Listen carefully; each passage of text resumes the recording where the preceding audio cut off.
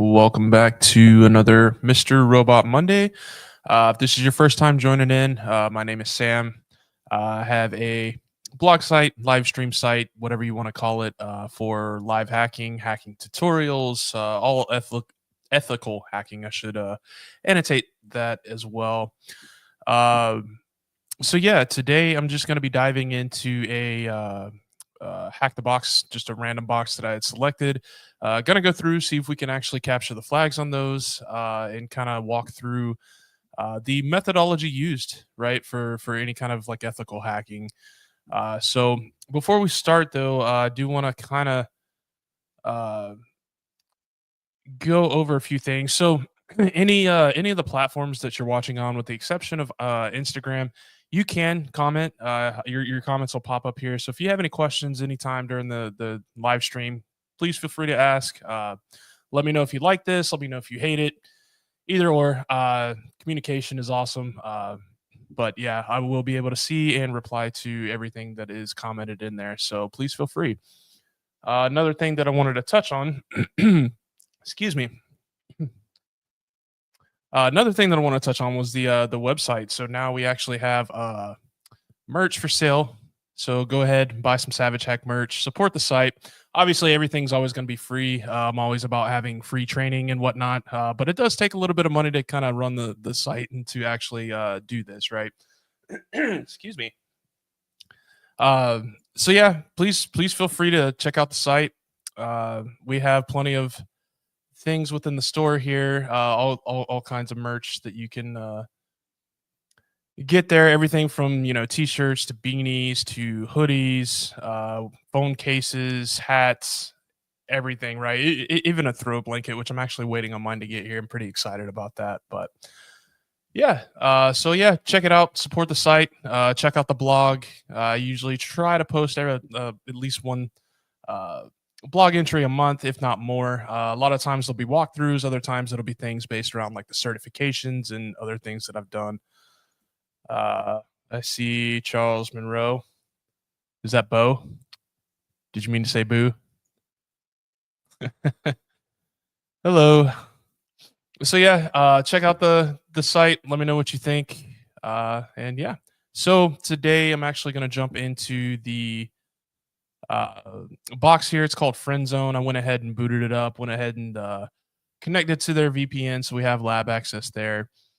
So Friend Zone is an easy box. It is a Linux machine, and it was created by Askar, released on 9 February 2019.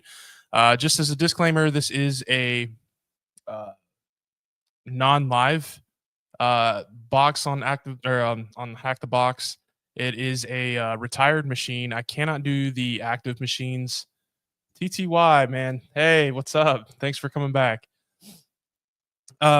Yeah, I can't do any of the live active machines on here. It does violate the terms of service, so I just want to make it known that this is a retired machine, and that's essentially what I have to do for these live streams.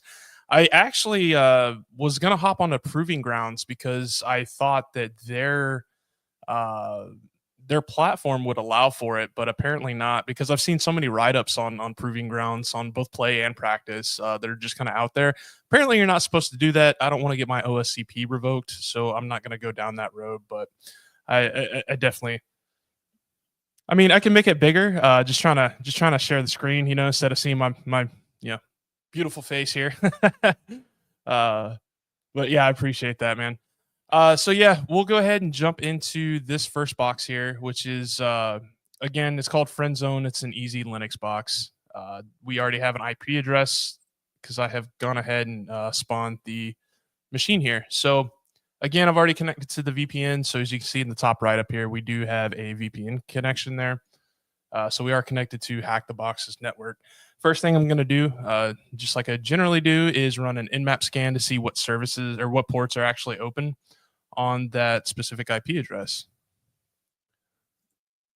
Can you not make it bigger when you show your screen? I can. Let me see. Let me see if I could just edit that. I don't want to take up too much of the screen because I do use a lot of it. Is that a little bit better there? Or hold on, let me update. There we go. Is that a little bit better?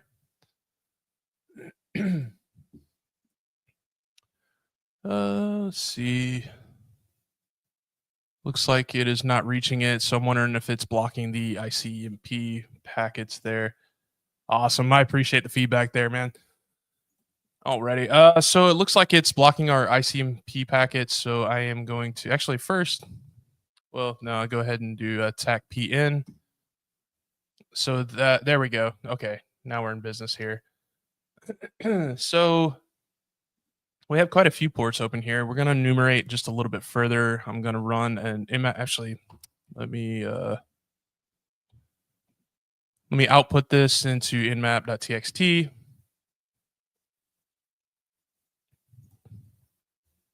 Yeah, no worries, man. This is kind of designed for beginners to even more advanced, right? Like I do have some more advanced people that are on here that kind of give me advice from time to time too.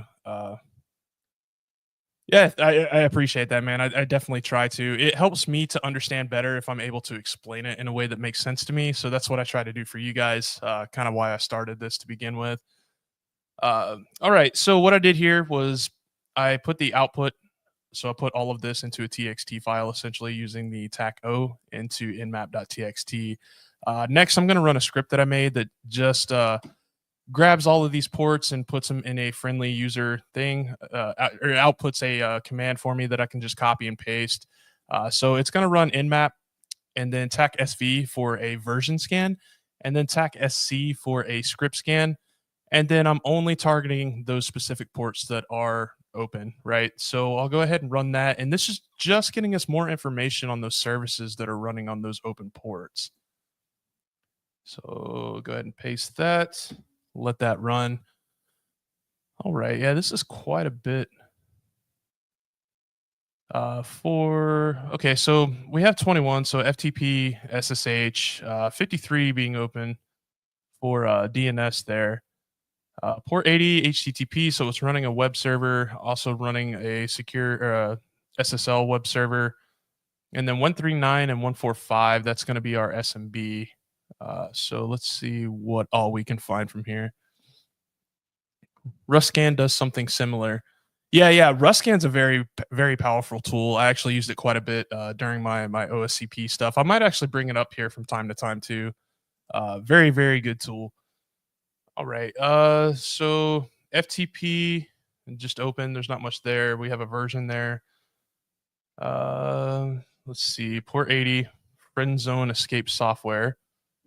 139. That's going to be our SMB, our server message block. 443 is running Apache. Same thing as port 80. All right. Any other information I'm seeing here? I do see we have a friendzone.red domain there. So I'm actually going to go ahead and add that to our Etsy host file. So I'll do a sudo nano Etsy host, type in our password. And you can see all the other ones that I've done. This is actually a fairly new instance of Kali that I spun up. So a lot of these were somewhat recent, but all right. Let's grab our IP, or wait, what was it called? It was friendzone.red, right? So I should just be able to, whoops, copy and paste this in here.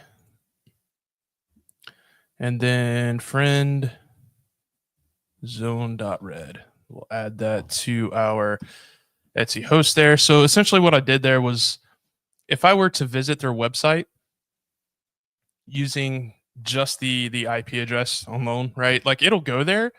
But what I did was essentially set up a how DNS works, right? Like I configured my own DNS.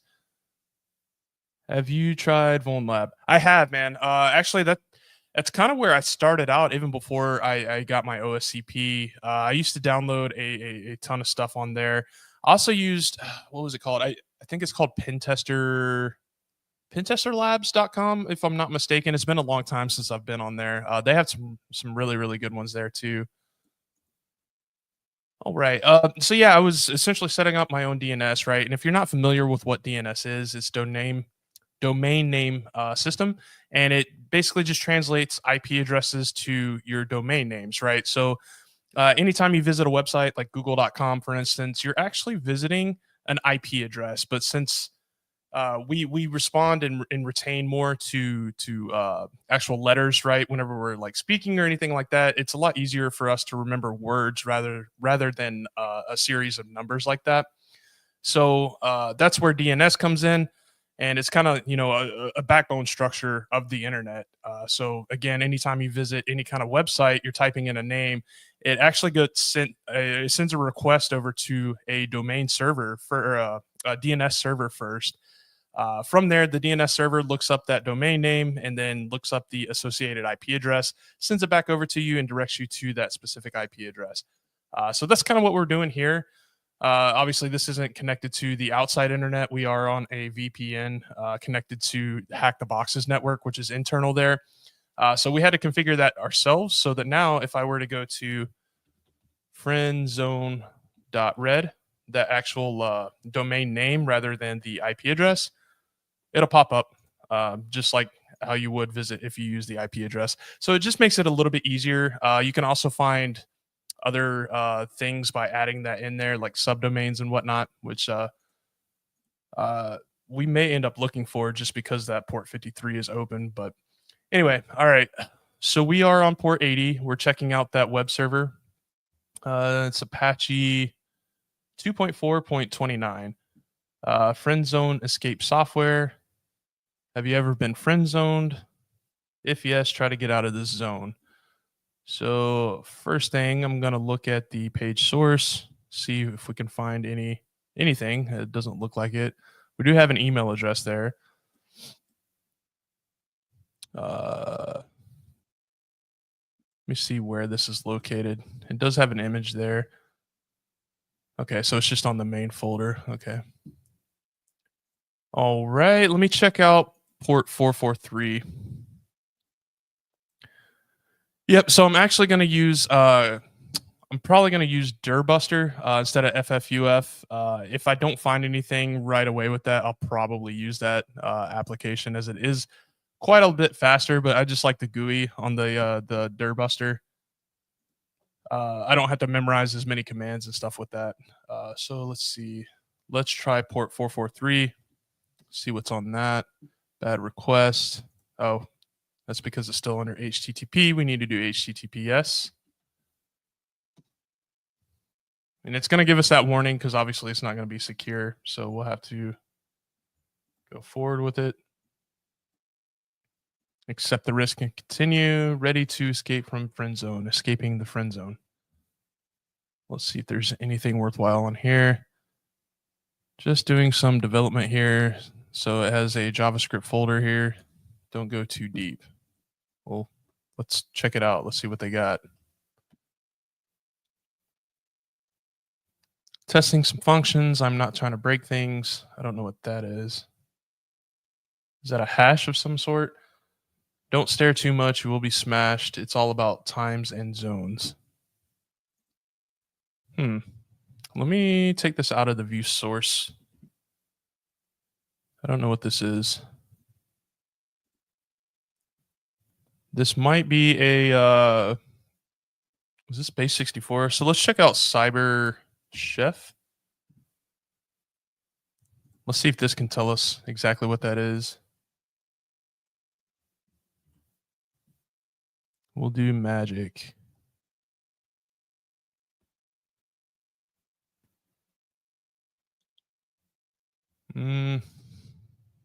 Not really seeing anything there.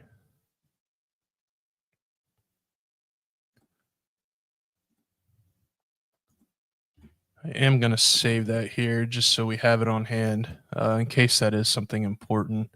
It doesn't really look like a password hash of anything that I've seen. I was thinking base 64, but base 64 didn't show anything up here. Maybe that's a password or something. I don't know. Yeah, I don't know. Testing some functions.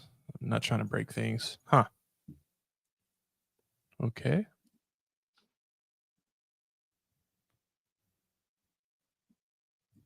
all about times zones. I don't know what that means. I said don't go too deep, so maybe just JS. Let me take it out view source real quick. Maybe something with DNS. I think zones might be a clue. That's kind of what I was thinking. And the fact that DNS is open,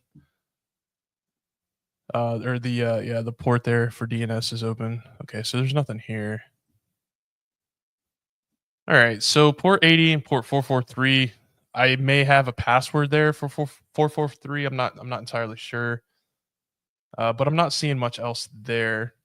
Oh, we also do have SMB, so let's look up some stuff there. We'll do SMB client dash L, and then input our IP address uh, for our target machine, 10.10.10.123. Just type it in 10.10.10.123. Okay, so there's some shares there. If you're not familiar with what SMB is, the server message block, you can actually have like shares that of folders and whatnot that you can share with other people on the network.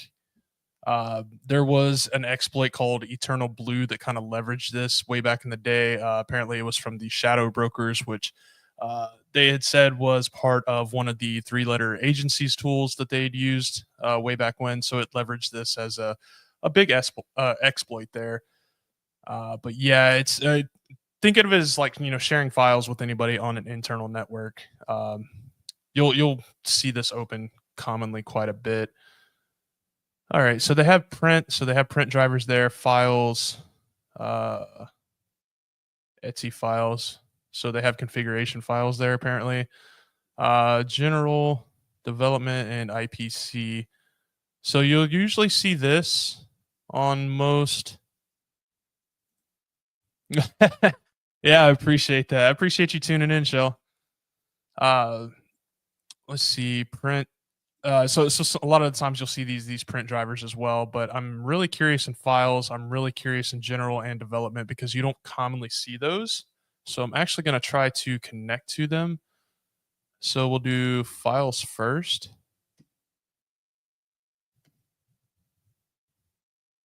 Oh, wait. I'm just listing. I don't know why I'm listing. Let's do, I think it's tech N, capital N. No. Let me double check that real quick. It's been a while since I've used SMB client. So let's see, SMB client, connect to share. I thought it was TACAN. Maybe it is, and that just isn't allowing us there.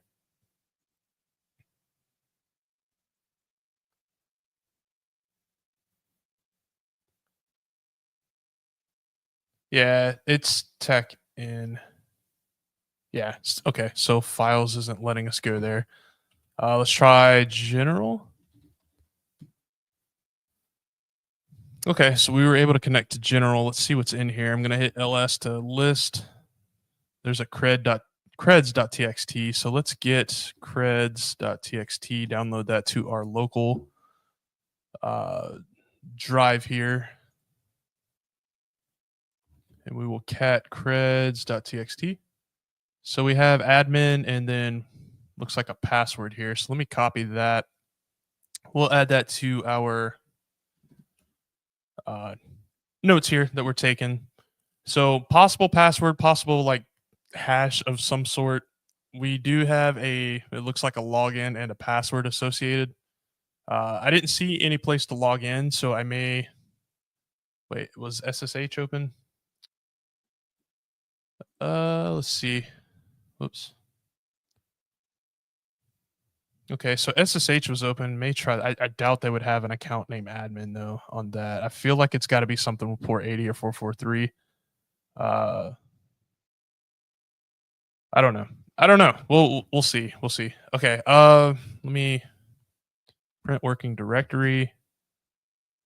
Okay, so there's nowhere for us to go. We can't go back to the main, can we? It's just going to be in general. Yeah.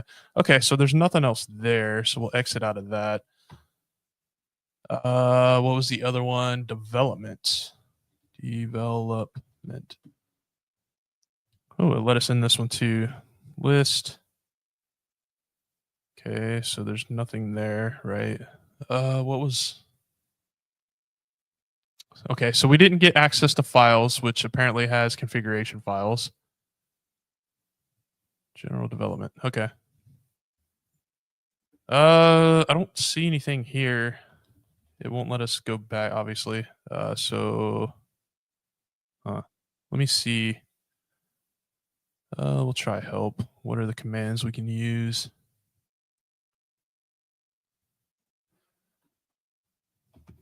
So we can use the put command. Let me do a test.txt.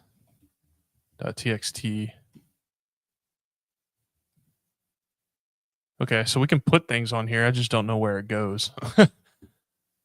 uh, this was talking about uh, this was talking about development. So is maybe there's a let me close this real quick. I'm wondering if there's like a development folder, maybe? Nope. Guess not. What am I missing here?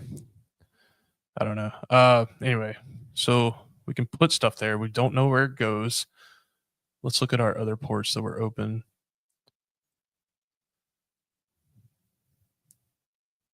Okay.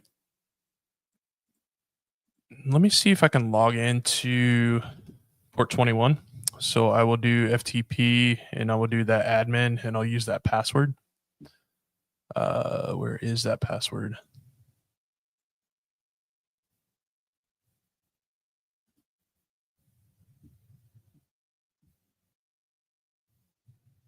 Let's see. Admin at 10, 10, oops. Not 11, 10, 10, 10, 1, 2, 3. Put in that password. Login failed, so that's not it. If anything, you can put a SCF file attack onto that SMB share and get an NTLM hash. Holy crap. But that's the last resort. Yeah, I didn't even think. Well, so this isn't a Windows machine, so I'm not sure if it's gonna have NTLM hash on there. Remember, this is a Linux machine and DNS. Yeah. That's probably the next port that I'm gonna check out here is that DNS. Let's see. Yeah, because that was everything else. We did 443, 80, 445, 139. Yeah, cool. Yeah. I can see why because usually instead of like Samba or you'll have that Microsoft SMB instead of Samba, right? But this is Samba, so it is running on Linux there. Uh, Generally, when you see those ports open, though, you obviously assume Windows, which I would have too, without knowing right off that it was a Linux machine. Easy mistake there. That's fine. But all right, let's see that port 53. So I am going to use a tool called Dig. Uh, it's been a while since I've used this. I need to pull up notes because I am not entirely sure on how to enumerate from here. So what I'm going to do is this is where I keep all of my notes. It's a website called notion.so. Use this for all of my studying, search and stuff, all of that, right? But I also keep a list of certain things for offensive commands, things that I just don't use on a daily basis that I might forget, and kind of list it all there for me. So what I need to do is some enumeration. Let's see.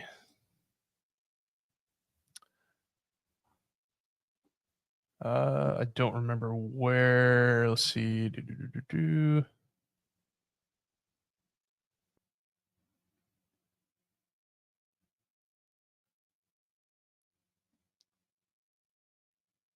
It may not be in this part either. It may be actually in my OSCP notes, which I cannot share. I could have swore I had a whole thing that said DNS on here. Maybe it got deleted. I don't know. Oh, no, here it is. Okay. All right. So DNS, there is a tool called Dig to help you enumerate certain things in DNS. So let's see. I think I'll try a zone transfer. Now, what a zone transfer is, DNS servers, there's a ton of them, right? And they all uh, basically have like a ledger that they all keep track of, right? That it contains all of the domain names and IP addresses of those domain names. And again, there's a ton of them. They are designed to communicate with each other. Now, anytime you were to put up a new DNS server for any kind of reason, you're gonna have what they call that zone transfer, right? And what that zone transfer does is it requests it that DNS machine that you're putting up requests essentially a copy of literally everything from that DNS server, so that it can then pick up where the other DNS servers are. Uh, Now, what we can do if this is not configured correctly is we who are not, any kind of DNS server, or we're not setting up any kind of DNS server, we can actually make that request. And so if it isn't configured correctly, it's going to give us all that information. And once we have that information, we can see pretty much everything from an organization's DNS perspective, right? We can see subdomains, we can see IP addresses associated with them, we can see pretty much everything, so very dangerous tool to use if it's not configured correctly. So let's see. Zone transfers tend to be, or yeah, they are a pain, man. I actually had to use one. Never mind. I'm not allowed to talk about that. It was on a certification, but yeah, had to use that, and it turned out to be a pain in my ass on this specific scenario. I wish I could dive in further on it, but I'm not allowed to talk about that. So let's see. We'll try Dig, and then the actually, let me just copy this whole thing here, and we'll try to run a domain or a zone transfer. And if we don't find anything from that, I might try this DNS enum, and we can kind of see what else we might be able to enumerate from there. But all right, let me pull this out of the way.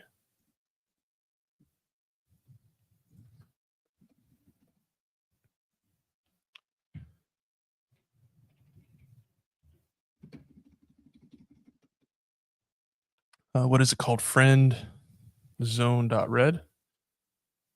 And we don't have a name server. No. Shit, man, it's been a while. Let me pull those notes back up.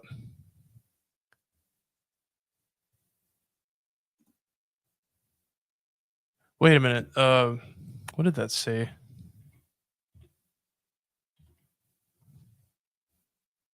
Name servers IP, I think. Yeah. I think you're correct. I think that's what it was. Let me try that. I appreciate the help there. Would it be? Let me pull up my notes again to see how that syntax was.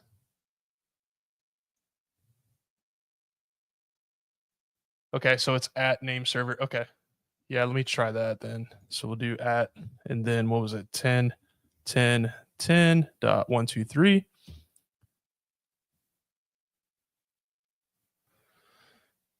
Okay, yeah, it looks like it worked there. We actually have quite a few subdomains here. We have administrator1.friendzone.red. We have HR. Uploads, might want to check that out. Okay, yeah, sweet. So let me actually add those to our Etsy hosts. So we'll do sudo nano Etsy hosts.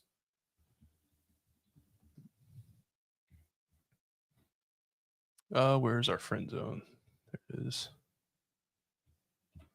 Cool. So we'll add in administrator one.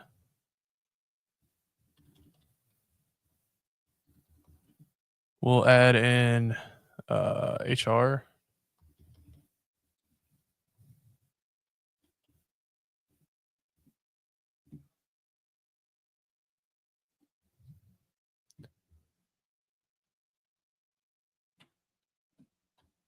Can't remember if these are supposed to be spaced or. Oh wait, I have some down there that are okay. Yeah, so it's just a space. I couldn't remember if it was comma separated or if it was just a space. Oops, we need dot red. There we go. Space. HR. Let's do uploads. Dot friend zone. Dot red. Let's do. I think that's all of them. Yeah. So it's 3 of them.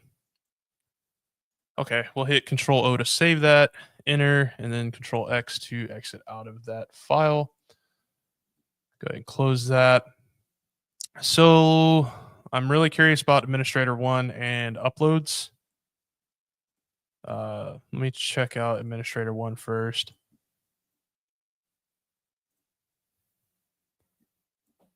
Let me see if they're running anything on here, web server or whatnot. So we'll do HTTP administrator 1 dot friendzone dot red. Okay, so they're running the same thing, it looks like. All right, so let me start doing one of those directory buzzing directory brute force. So I'm going to use dirbuster just because I like the GUI. Makes it a little bit easier. I don't have to revert to my notes as much for like certain commands. So we'll grab that URL there. By the way, the email at port 80 website is different domain. Oh, is it? Did I not catch that? Oh, friend zone portal. Good catch, dude. Let me make a note of that too, because we might actually check for that as well. Yeah, I didn't even see that. I just saw friend zone. I didn't even think to. So friend zone portal.red. Actually, let me go ahead and add that too while we're at it. So do sudo nano. Whoops. There we go.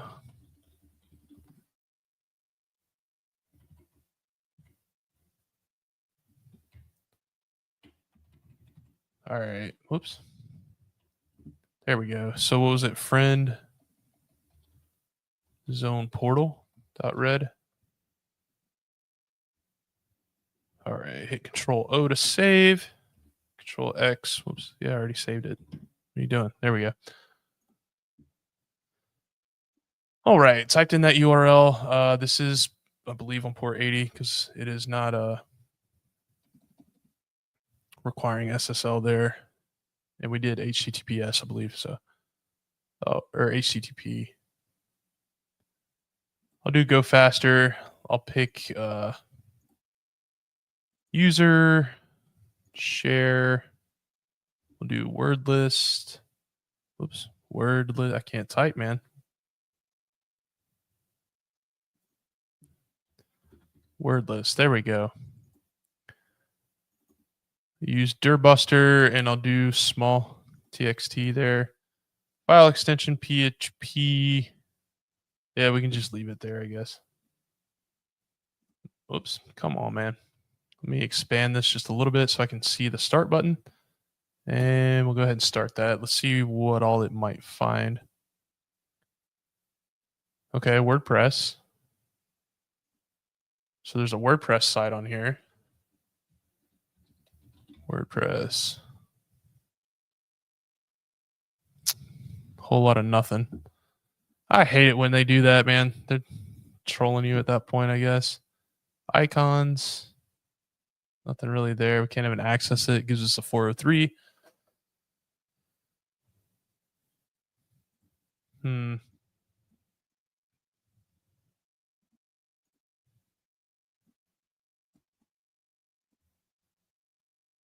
While that's running, let me go ahead and add these to our notes too, just so I don't forget them. Oh, I guess I didn't copy them all. Meant to copy this one too, just for easy reference. Really curious about the uploads too. I'm gonna check that one out next.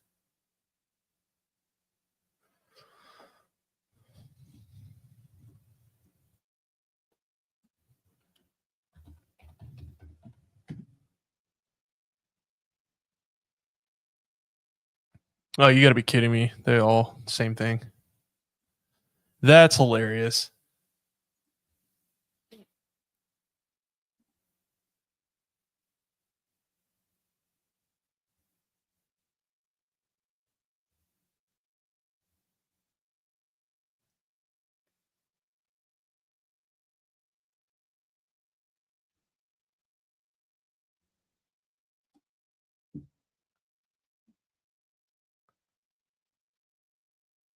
Not finding much there. That's all right. This may not be the route either. Not really sure. Find out though. Wonder if they have an HTTPS version of these too, though. Let me see.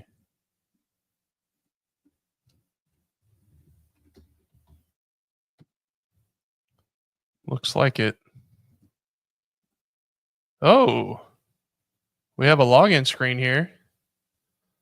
We do have a username and password, it looks like. Let me see if that works. So we have admin. And then let's try this password. Login. Login done. Visit dashboard.php. Okay.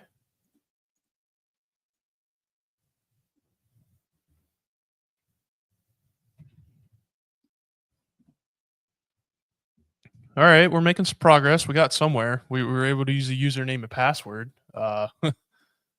Yeah, wasn't expecting that. I was expecting the same page to pop up. Honestly, that's pretty funny. Yeah, dude, exactly. They're trolling me. Like I feel like this is just gonna be like one large rabbit hole down this right here. Like, oh, cool, you logged in, but this goes nowhere. All right. Smart photo script for friend zone core. We are dealing with a beginner PHP developer, and the application is not tested yet. Default is image ID equals a dot .jpg and page name equals timestamp. I don't know what that means.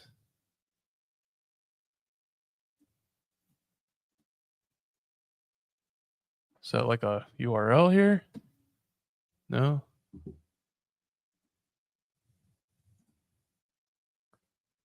Image name parameter is missed. Let me see if there. Let me do the HTTPS for this on port 443 because that actually has things on here. So we'll do 443. Go ahead and start that. Yeah, so there's a login.php that we were just on. Let me see what else this thing finds. Dashboard, that's the one that we're currently on.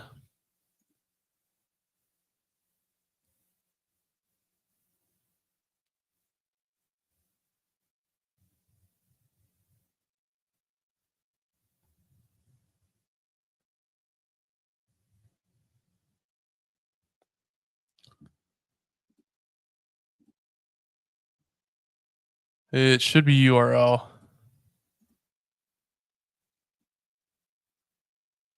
Should be. That's what I was assuming, but image ID, like, I feel like it needs to be on another page if that makes sense, right? Like another, like, let me,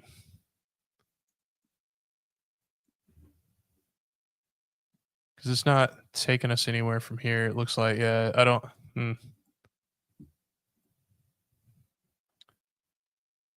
not sure here. Not sure.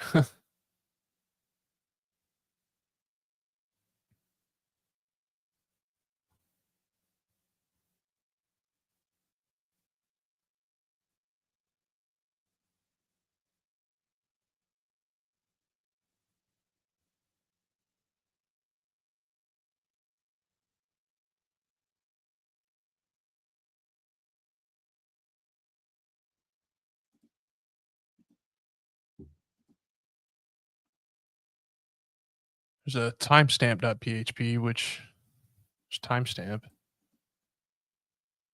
I don't know. Let's see what that does. Timestamp.php. Final access timestamp. Question mark the rest of the URL. I think you're right. Let me try that. That's actually a good point.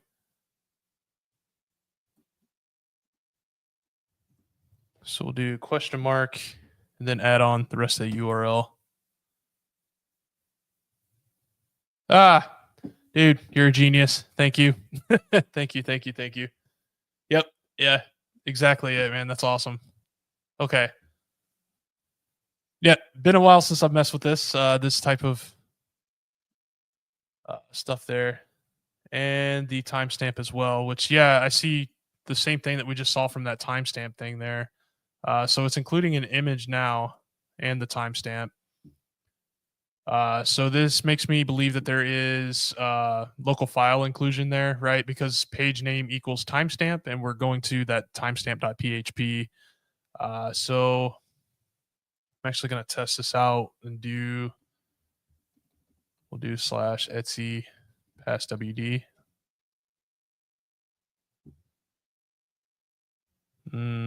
Let's do, we can try that login.php, login.php.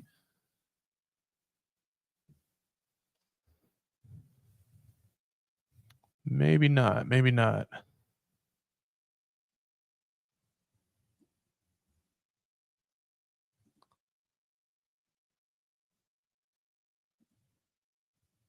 It's definitely showing. Oh, maybe exclude the PHP. Let me try just dashboard, or not dashboard, but login.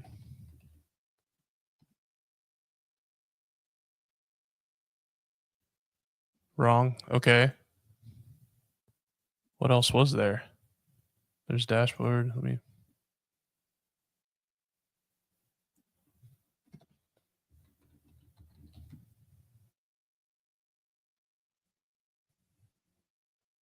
Okay, so that is some kind of LFI. Just let me back out of that because that's just going to continue to load forever. That's some kind of LFI. Maybe if I can, let's see. Can you look at the page source? Good point. Let's look at it.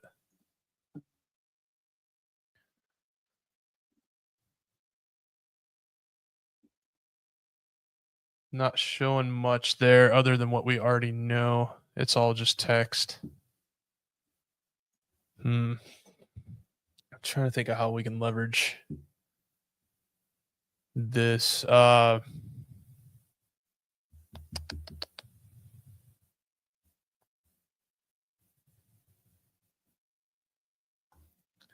I tried doing.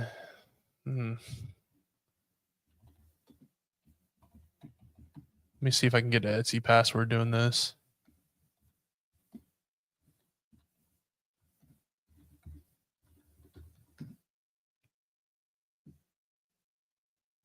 Nope. All right. So it may not just be pulling that file for us. May not have the permissions to even view it as whatever user this is. It may not be able to back out of whatever folder it's in either.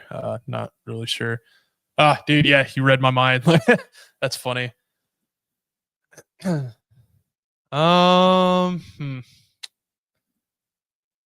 to think here. Wait a minute. There was something we were able to upload files at. I wonder if let's see, test.txt, because I uploaded a file earlier. Wasn't there a URL directly to it? Where was that? No, not that. Oh yeah, I guess I can kill that for now.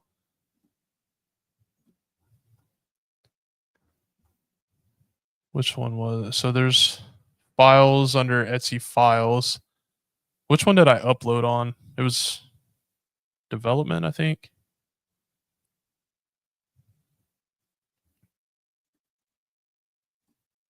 Oh, wait a minute. Oh, do a PHP filter. I'll have to pull up my notes for that, man. It's been a little bit since I've done that, or maybe it'd only be getting PHP files. That's a possibility. That's a high possibility. Oh, I did a put on one of these. So I downloaded the creds from general, so it had to be the development there. That I ran the whatchamacallit on. So let's see if it works on development. Development.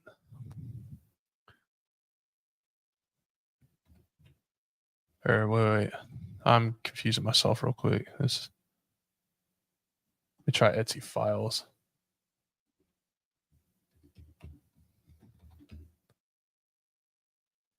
See if it even pulls up anything on here. May have to pull up a good old Burp Suite. Yeah, nothing there. Okay. Let me try test.txt, the one that I uploaded. Nothing there. Okay.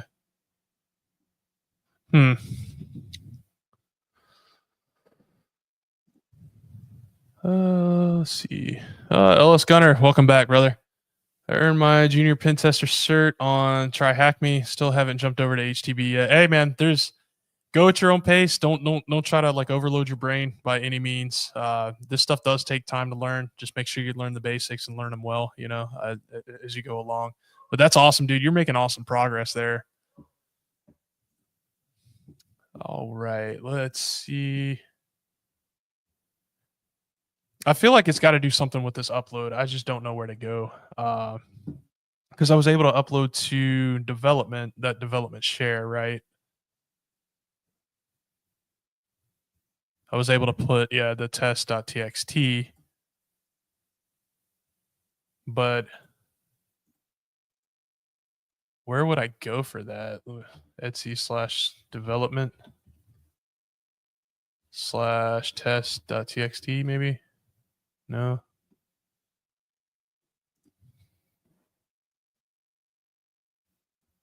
Oh, wait a minute. I don't even know that I had a test.txt. Let me double check that real quick. I guess I did, and it just says test. Okay. Let's see. You can confirm it if it's only getting PHP files by adding dashboard without the .php extension. And if it pulls up, then we all know it includes PHP. Yeah, that's exactly what I did earlier. I did the dashboard on there. The page name equals dashboard, and whenever I do this, it's going to load forever because it's going to keep repeating the same thing like over and over again. Oh, hold on. Now it's not doing it. It just did it a minute ago. Hold on. I feel like I broke something. There we go. So there's timestamp. Is dashboard capital D? Maybe that's what I did wrong. Maybe it's lowercase d. Linux machines, man. Yeah, see, it does the same thing over and over again. So this is just going to continuously load forever. Let me stop that. So it is pulling PHP files there. Perfect, spot on theory right there. I feel like we need to upload a reverse shell to the SMB. That's exactly what I'm thinking of. And actually, now that TTY ended up saying this with the PHP extension, I'm thinking, yep, you nailed it, dude. PHP reverse shell. That's what I'm thinking. We'll try it. We'll give it a shot here. Let me go to. Let me grab it from Pentest Monkeys.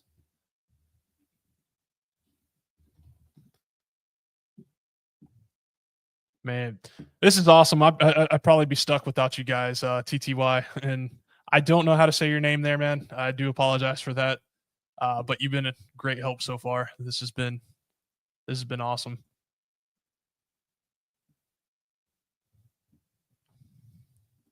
Guy, awesome. Yeah, man, I appreciate your help here. Alrighty, let's go into this. Let's go ahead and copy it. And then I'll make another one. Whoa, this is going so slow. I don't know why it's going so slow. Apologize. All right, copy. And then we'll do nano. Yep, Guy. Guy is your name. That is awesome, man. It's a good name. Good name. Actually, you're the second one that I've ever met with the name of Guy. That's pretty cool. Alrighty. Nano, we'll do. Actually, you know what? I'm going to use your name. We'll do guy.php.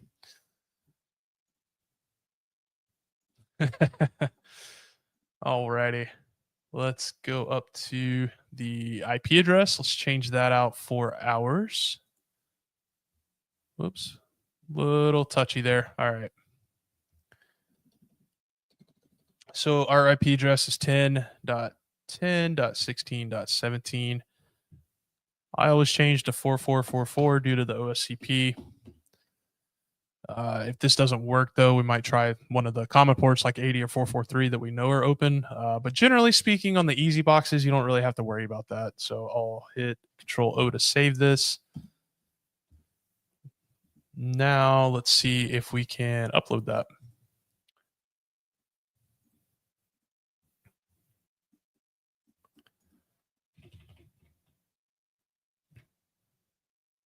I believe it was development. Yeah, development's the one that we put it on. So we'll do put guy.php. Make sure that's saved in there. It is.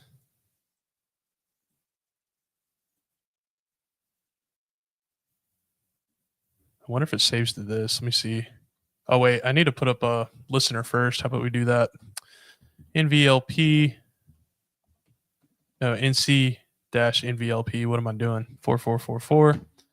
All right, we got a listener now. Let me try guy.php. See if that, nope, didn't do anything. So it's under development. The other one was Etsy. So we'll try Etsy/development/ what was it, guy.php. Nothing. What about files? What if it saved it to that? Nope. Wait, capitalization here. Let me make sure. Development was capitalized. What about the files? Files was capitalized. So Etsy/files, huh? Maybe just guy. Let's try development/guy.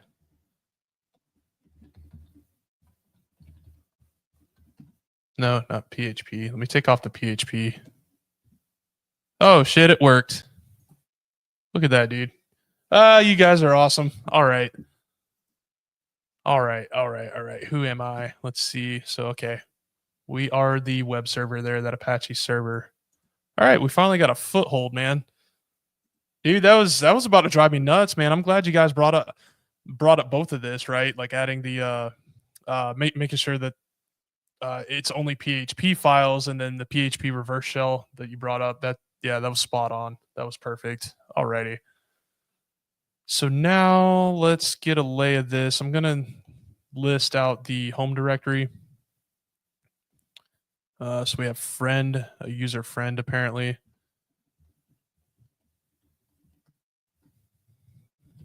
See if we can get that user flag from him. Hey, sweet. Yeah, guy is really awesome with this. Yeah.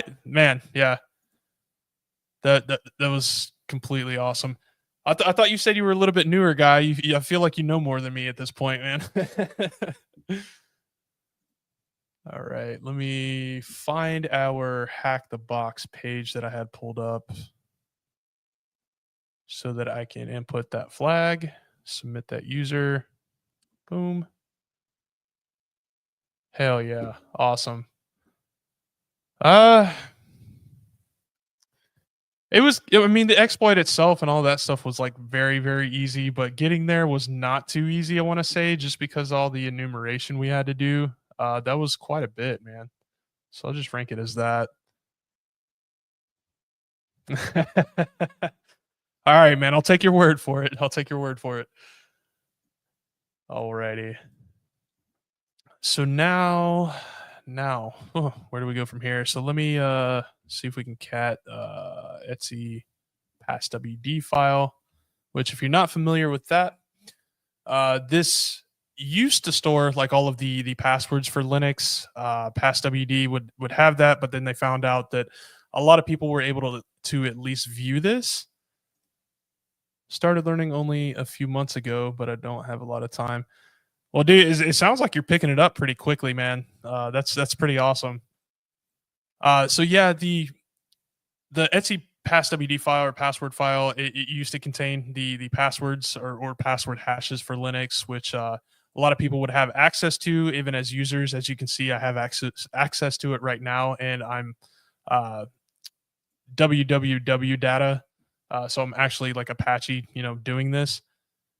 So it was a very easy way for hackers to do their privesc whenever they were actually in a system, or even if they were exploiting, web servers and stuff, or like SQL injection, things like that. They were able to, pull up the passwords. So what they did to combat that was create what they call the Etsy shadow file.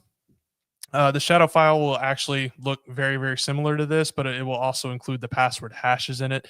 And that is a secure file that nobody can access without any kind of admin privileges there. So anytime you're looking at this Etsy password file and you see this X here right after the username, that means that it's actually stored within that shadow file. Or that password hash, excuse me, is stored within that shadow file. Now you can leverage Etsy password if you have right permissions to it. You can leverage this to create another user, to also change your permissions to root, if you wanted to. But if you don't have those right permissions, it's kind of pointless. But it's always good to look this up to see what other kind of users are on this machine. So it looks like there's only that one extra user besides root, which is friend. I don't know. I didn't really see anything on their home directory here. Let me see. Bash history just goes to null. Bash logout, bash RC. No. Yeah, I'm not really seeing much of anything here. So actually, what I'm gonna do is I'm gonna cheat a little bit, and I'm gonna use. I say it's cheating, but they actually let you use this on OSCP. I'm going to use a tool called LinPs, which stands for Linux Privilege Escalation, something. I forget what it is, but really, really good tool. I believe it is saved to my downloads. Let me double check that real quick. Yeah, so I do have a copy here for linps.sh. So I'm actually going to make a Python 3 server. We'll do port 8000. That's completely fine. And we'll use wget http, our IP address, which is 10. Oh, actually, before I do this, let me go to temp, because I won't be able to save on this home directory because I don't own it. Wait, I typed in the word temp, didn't mean to do that. You can also delete the X, I think. Yeah, exactly. Yeah, you can definitely delete it out, and then there wouldn't be a password associated if there wasn't anything within there. I doubt I have right permissions. I didn't even check, to be honest with you. But actually, let me check real quick before we go down this road. It's actually a good point. Uh-oh, didn't mean to do that. Not sure what I did there. There we go. Hotkeys, man. All right, we'll do ls la sw. Well, we'll just do Etsy. There we go. And so here is the shadow file. Obviously, we don't have read or write permissions to that. It is owned by root. And then we'll look for that password file, passwd. Yeah, so we only have read permissions to it. We don't have that W next to our user, right? So that's going to be root only. So we don't have write permissions to it, unfortunately. But oh, that's right. We're in the temp folder. Okay, so let me do wget. That's what I say, man. But some people were like, "Oh, that's cheating. You should probably do this manually, so you know what you're looking for." Well, I have done it manually. I had to do it manually for the OSCP. There's a lot of stuff that I had to do manually for that. I agree. LinPs is definitely not cheating. Definitely agree with that. So we'll do wget http. What is our IP address? It is 10, 10, 16, 17. And we are we have a server on port 8000, and we are trying to get linps.sh. Grab that, make sure it's in here. We'll do chmod +x linps.sh so that we can make that executable. And then we'll go ahead and run that. Let me go ahead and maximize the screen real quick so it shows up correctly. and let that run. Absolutely love this tool. Saves you so much time. I do have like pretty much all of the scripts that it's running. I have most of those commands saved in my notes from having to do this type of stuff manually.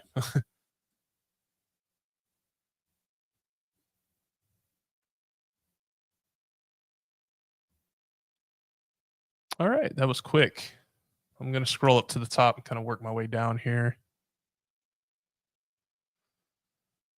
A little too far. All right. So if you've never used LinPs before, it runs a ton of enumeration scripts. Anything that shows up in red, yellow like that, 99% chance that's your privilege escalation vector. Anything in red, you might want to take a closer look at it because you might be able to exploit just depending on what is available in there. So we'll kind of scroll down and look for those red and red yellow. And after you've used this quite a bit and you've run, some of these commands before, you'll kind of see a lot of stuff that initially you're like, okay, that's red. Let me take a good look at that. But you'll start to see the same things over and over again on certain operating systems. So if you use this on WinP or use the WinPs version, which is for Windows, the same type of thing. You'll kind of start to see a lot of the same services and whatnot running that would normally run on those computer or on those hosts. It would be considered cheating if it did auto exploitation. Yeah, to a certain extent. So I'm not the strongest at like SQL injection, for instance. So if I were to run SQL map and it auto exploits it for me, I'm still going to consider that a win. Though you can't use that on some of the exams. Completely understandable as to why. But yeah, I would say if you're doing a cert, yes, it's definitely considered cheating if it does auto exploit. If you're not doing a cert, you're doing it in real life. Why not automate everything, right? All right.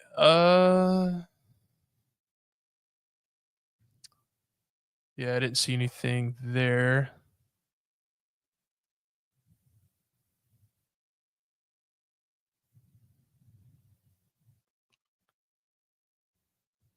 Not seeing much here.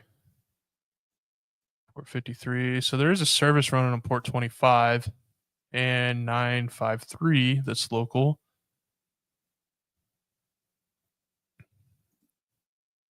Isn't that what POC are for to automate the exploits for? Yeah, I mean, essentially. Yeah. If I can't figure it out, I'm not going to spend that much time like working on it. If somebody's already done it, why reinvent the wheel, Absolutely. Why to waste time? Yeah, definitely don't want to waste any time. Time is valuable. Time is definitely currency, in my opinion. Not seeing much here. Completely fine. Backup tools, all that's normal. Hmm, didn't really see much here. Let me take another look here.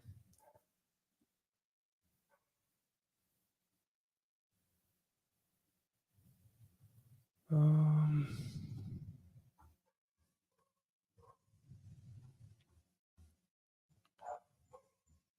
my dog is going crazy right now. I guess there's somebody outside just barking up a storm.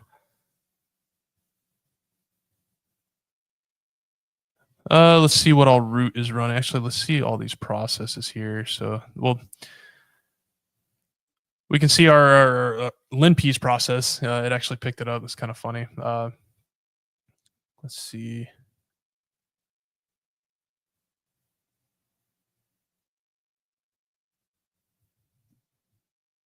That that's our reverse shell there.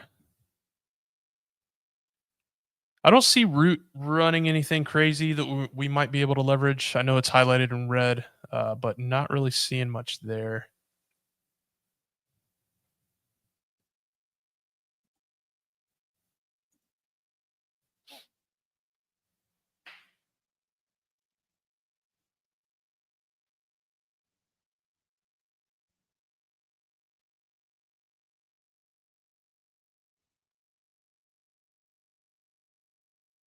Mm, mm, mm, mm, mm.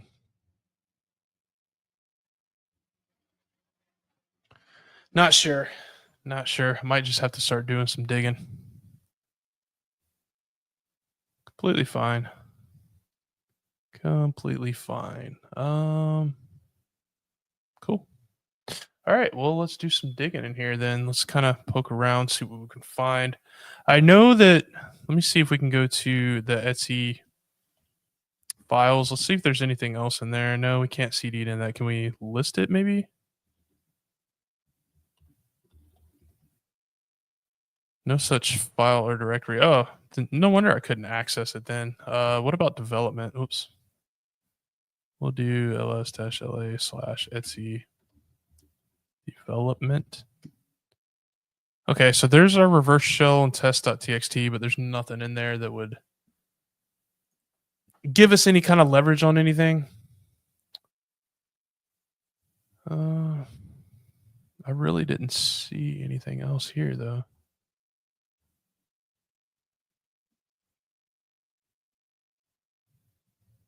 I'm curious about these ports here. So 953 and port 25. 25 is usually SMTP, so some kind of mail. We did see an email address earlier for a different domain there. A little confusing. That might just be one of those things that is a rabbit hole.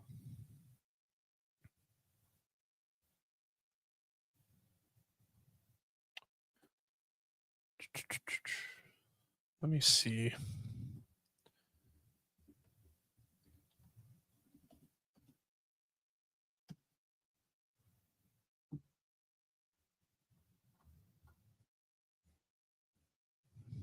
Nothing really interesting.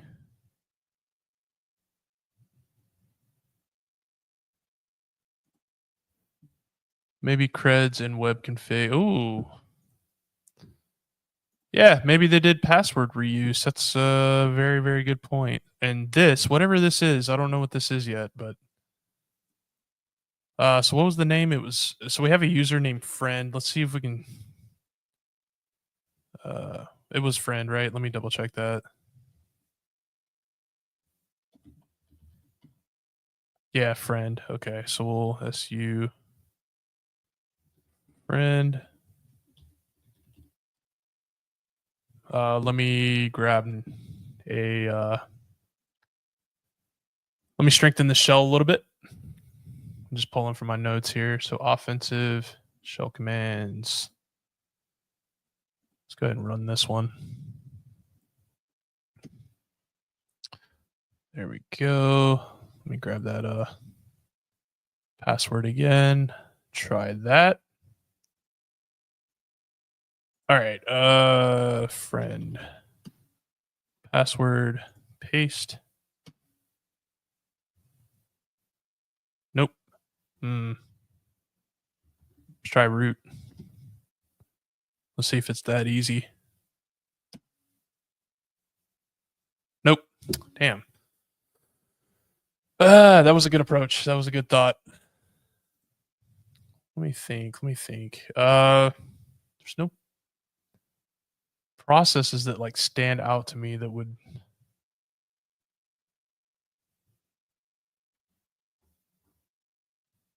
nothing that I can think of there.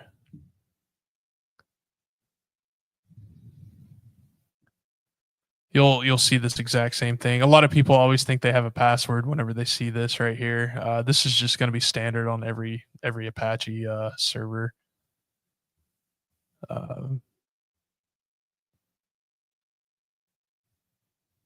Privilege escalation, writable files, Samba files, os.py. What is that?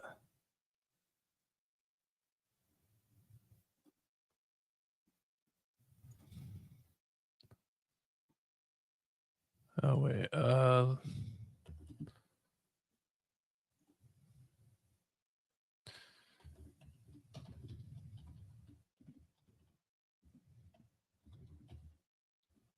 I don't know what os.py is. Some kind of Python script here that Lynn Pease saw might be interesting.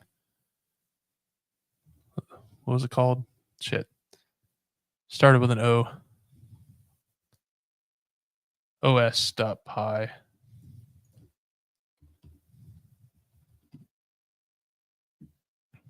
Now, what is this?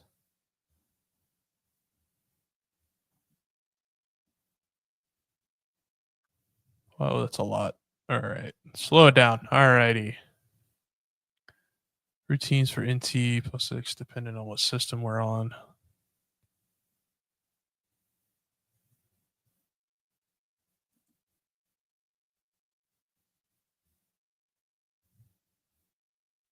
Yeah, I don't know what this is. Some random Python script. Maybe run PSPY. Yeah, have not used that tool in a while. I don't even know if it's on this instance. Let me see. I might have to download it. PSPY. Whoops, PSP. Yeah, we'll go ahead and install it. It's been a long time since I've used that. We can give it a shot.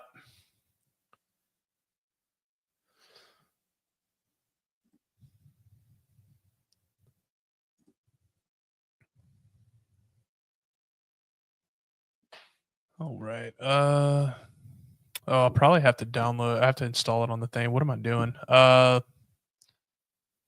Pull up Firefox here, and we'll do download PSPY download.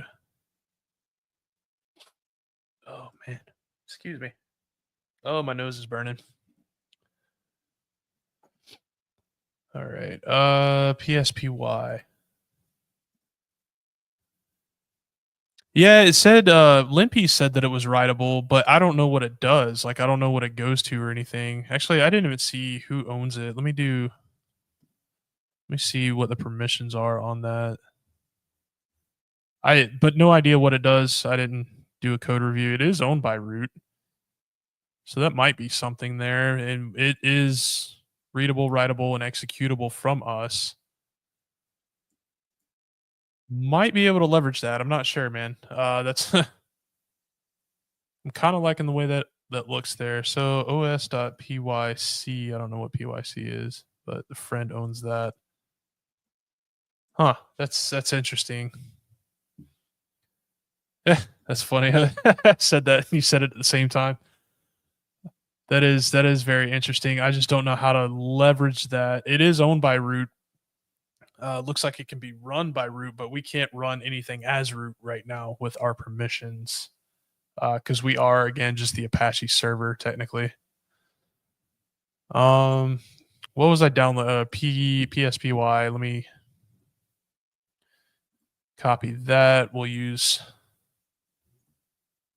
git clone.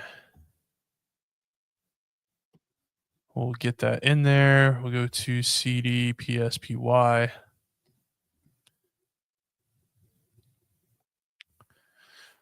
I forget the name of the. What is it called? Actually, no. Let me. I think it's like a dot. It should be a Python file, right? They should have one instead of downloading from the releases. That's the word I was trying to think of. There should be releases there. There we go. Yeah, there we go. Okay. So now I'll just need to transfer this over to our attack machine and then run it. Man, it's been a while since I've used this. I can just exit out of this actually. And that is in our downloads. So let me go to downloads. We are already running server on it. So that's perfect. Let me go to the temp folder. And I will do wget http our IP address, which is 10, damn it, 10, 10, 16, 17 on port 8000. And what is the name of that again? It was PSPY64S. PSPY 64S. We will run chmod, make it executable.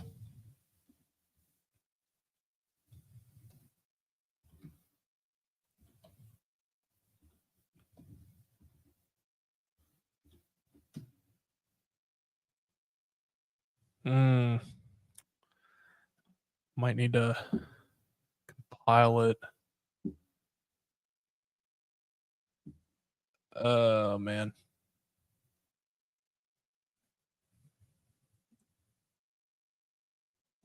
Hmm.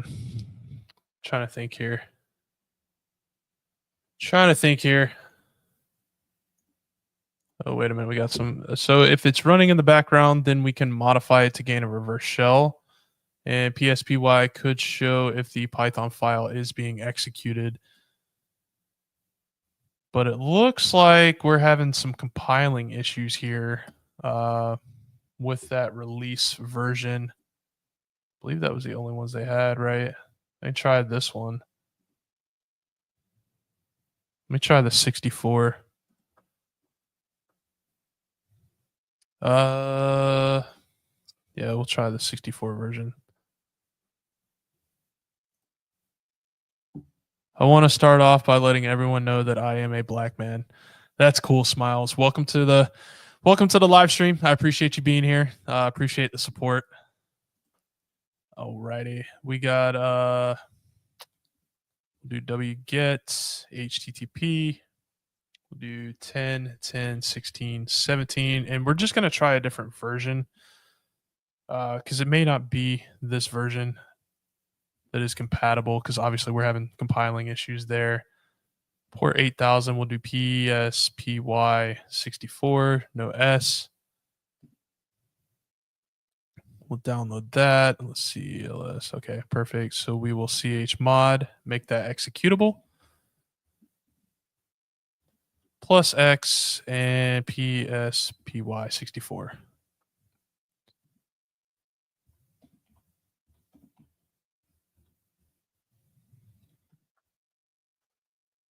Okay, yep, that worked.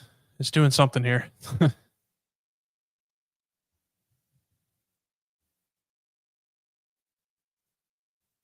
Oh, I'm getting pinged in the background there.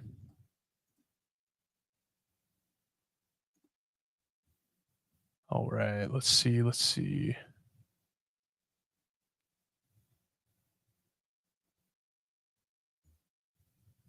Yeah, not seeing much here. Looks like it's still running.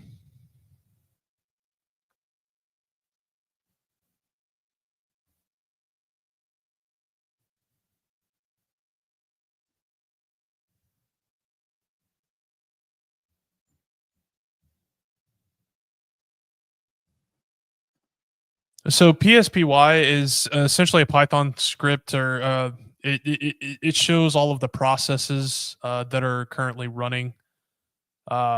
Actually, yeah, LS Gunter kind of helped out with that. So command line tool designed to monitor processes on Linux systems without requiring root privileges. Uh, yeah, well stated, much better than my explanation there. And it shows the processes that is being run every minute or so.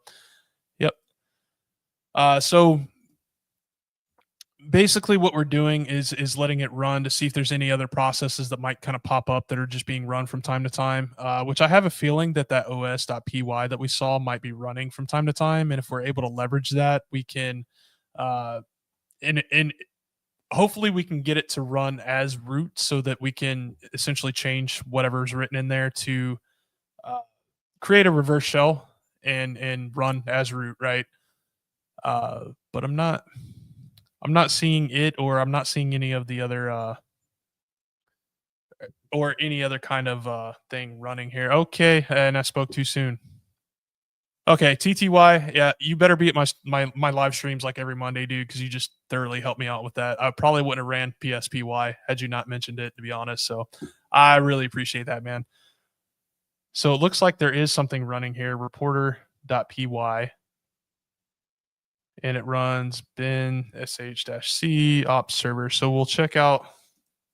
I'm actually going to have to re-exploit here to get another shell because I got to cancel this.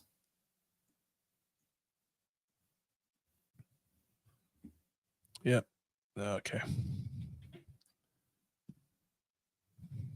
We'll go ahead and re-exploit.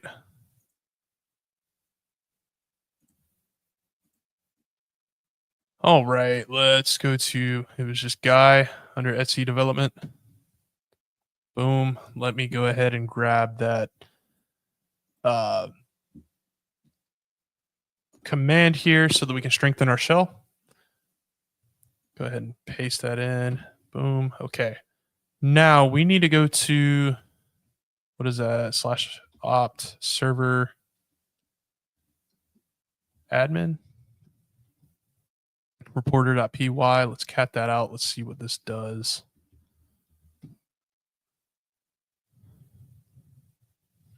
All right. So import OS to address admin at friendzone.com from address admin2 at friendzone.com.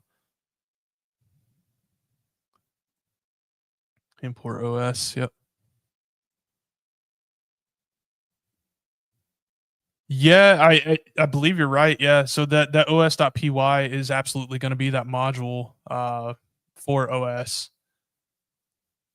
Why it's located in that specific area like that, like I've never seen it like that. Like usually it's tucked away in like one of those random like folders for Python. Uh, yeah. Let's see. I need to edit the script later. Saying, hey, we share a common name. That's great. Except I am not a Python developer. I did take a few Python classes in college. It was awesome. Made some really cool tools, but definitely not a developer. I wouldn't call myself that. All right. So yeah, it imports the operating system. So from there, the OSPY. So okay.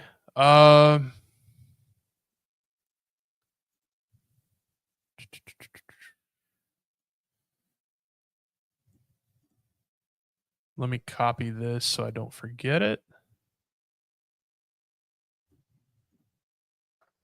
Just gonna add that. I did forget where the os.py was. I believe that was in the Python 2 folder. Let me double check that. I know it was in linp's here. Yeah. So Python 2.7. Okay. Oh, I guess it was tucked away in one of those things. I don't know. Like I'm not used to seeing that. And that's a little weird to me. All right. So let's go to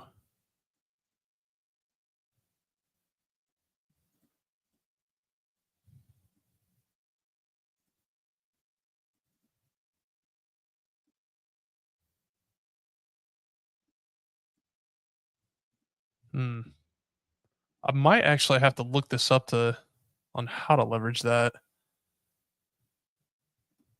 Let me cd into that real quick. And then we will cat out the os.py.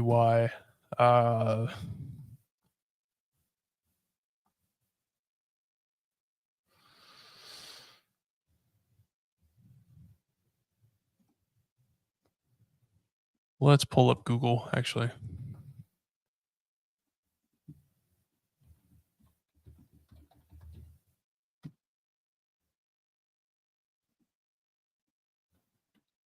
OSPY, not exploit. What do I need? I need like hijack, right? Like module hijack.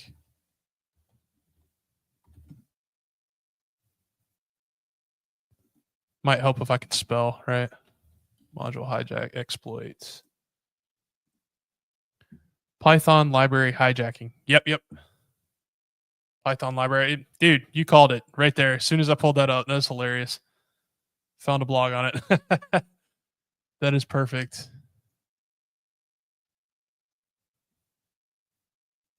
Hopefully this isn't a write-up for what we're doing. Sometimes they do that. Okay. I just need to know like how to add this in if I'm doing that.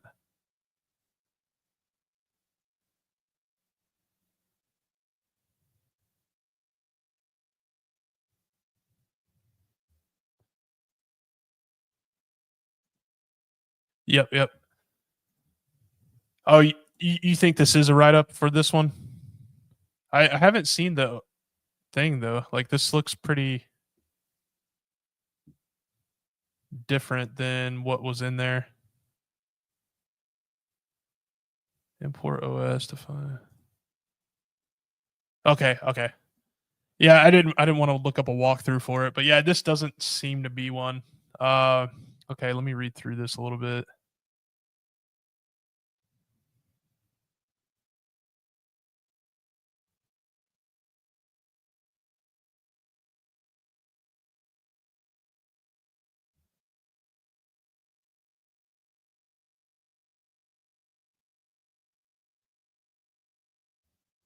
Mm,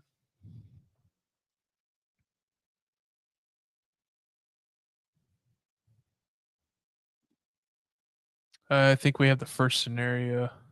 I can't understand anything you're saying. I went outside to smoke a bowl, and what's on this page? It came.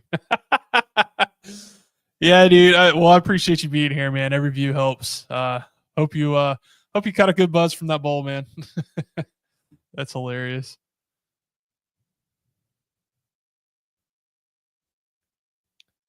Let's suppose we have a Python script that imports base64 module. Okay.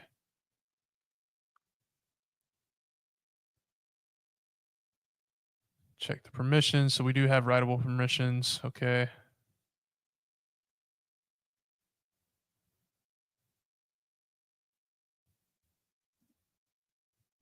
The Voyager. What's up, brother? How you doing?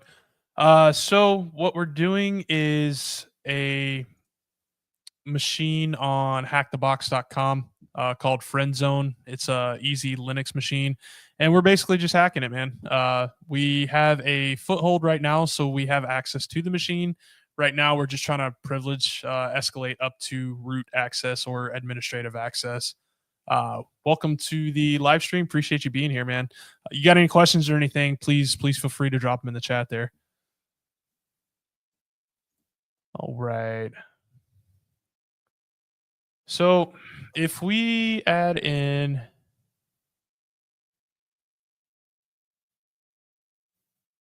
so the base64 encode function with that file must be edited in order to execute a system command such as who am I, but how do we edit it is what I'm asking. That's hmm.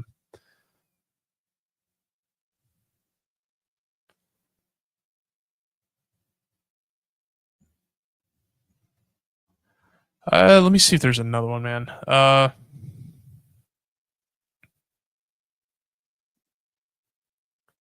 Nano OSPY.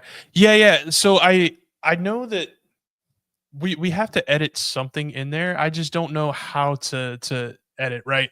Like what am I adding in there? I know a reverse shell, but how is the application that is run like every minute or so, how is that going to read when it's importing that module, right? Like it's just importing it, but it's not necessarily like executing it, right? Like I need to figure out the syntax for it to make it execute once it's actually run. And that's the part that I'm a little fuzzy on there. Let's look at the file again. Yeah. Cool. Even though I have no idea what what that is, what would be the best route to learn to code for beginners? Even though I have no experience. Great question, actually. Uh, I'm drawing a blank on the name of the website. Let me see if I can Google it real quick.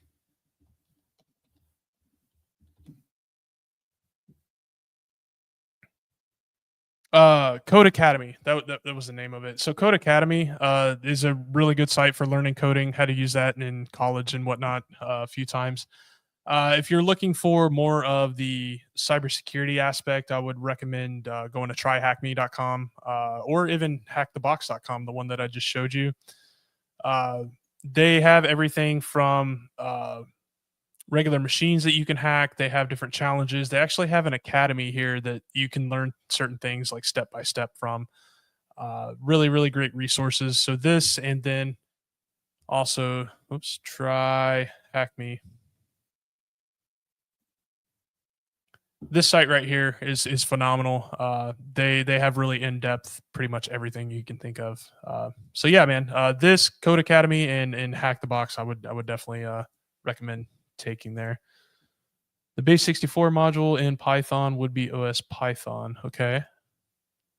Check on the first title that's being run. I think we need to see what function it is calling. Yes, exactly. Then check to see what is running with the. Oh, yep. Yeah. Yeah. You guys are Yeah, definitely on the same mind there. All right, so let me look up that other. Let me cat that out real quick. Saved it on our notes here. So reporter.py.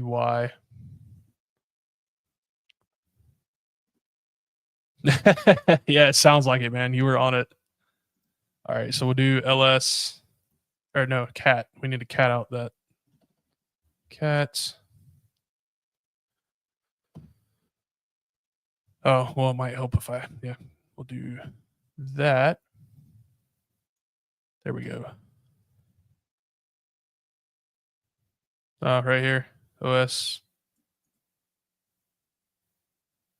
OS system command. Now, yeah, I think you were right because let me go back to that other. Where was that other one that we just looked at? There it is. I think they mentioned the exact same thing here with the who am I, right? Yeah, so the OS system, who am I?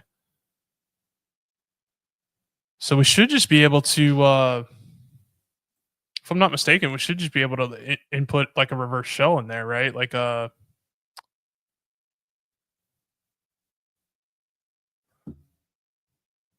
let me.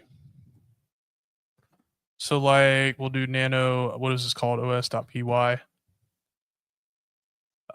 can do something like shit. I'm trying to think, man. Might actually use Chat GPT for that. Cheat a little bit. No. Let's see.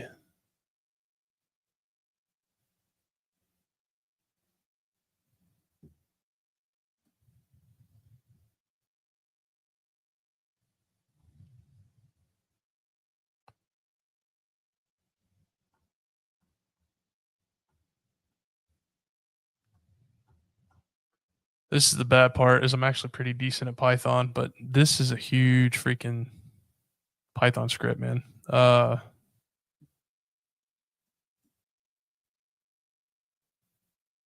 Let's see.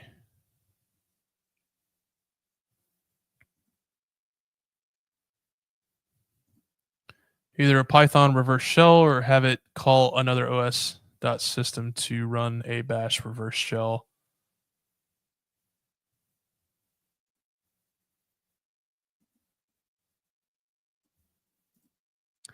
I don't have my own course yet. I'm actually currently recording those. They're going to be up on the website soon. The website's savagehack.com if you want to take a look at that. I don't have anything yet, but soon to come. Probably next quarter of this year, I'll have some materials up. You can use a payload of all things reverse shell. Maybe modify a bit, but it'll work. Okay. So what I'm wondering is let's go to like revshell.com, right? So let's do revshells.com. Why is this not working? Okay, let me see if I can access it on my Windows machine. Rev shells. Okay, working on here for some reason. All right. All right, so we have our IP address, our port number. So what I'm wondering is like if I were to take this, right, and just place it in as a Python script called os.py, which I have open here. If I were to put this in, is it actually going to run is what I'm confused about. So let me test it. I mean, why not just test it, right?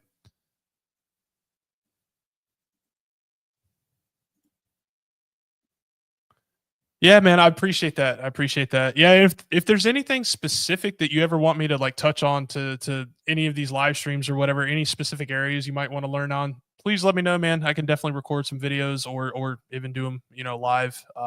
If I have enough time to prep ahead of time for those labs. All right. So, all right, we have our reverse shell there. So I need to upload that os.py to that folder.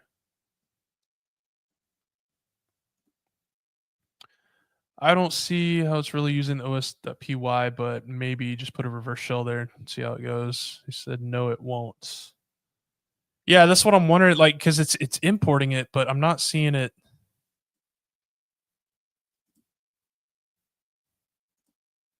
Most I've ever done is DDoS people off of Call of Duty. Yeah, let's not publicly admit stuff like that, man. uh, trying to keep it ethical here. os.py. So I think you should just try it. Yeah, yeah. Let's give it a shot, man. What's the worst that could happen, right? Actually, let me save. Oh, you think I need to modify the actual thing specifically?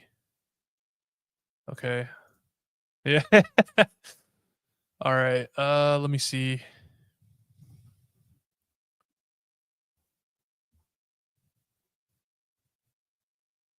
I'm just man, I'm just baffled. Like, how is it? Hmm.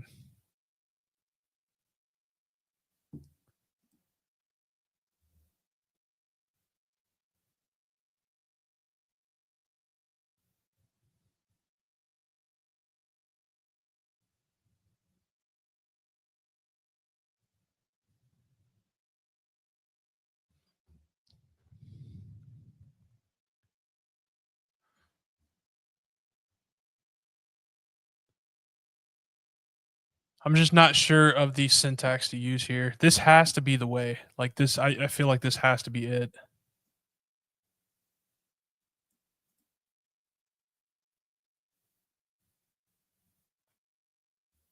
Because why else would we have write access to this file? It's being called in another script.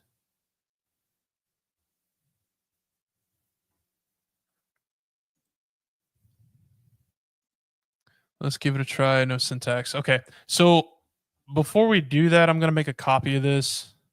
You need to look for specific function it's calling. Yeah, so let me save a copy of this just in case we need to actually leverage this specific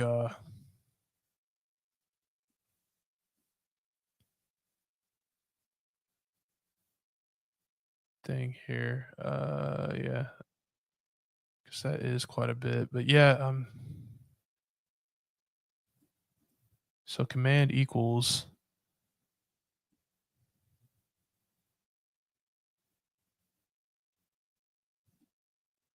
Well, let's first try to confirm it works with something simple, such as having it to make a file.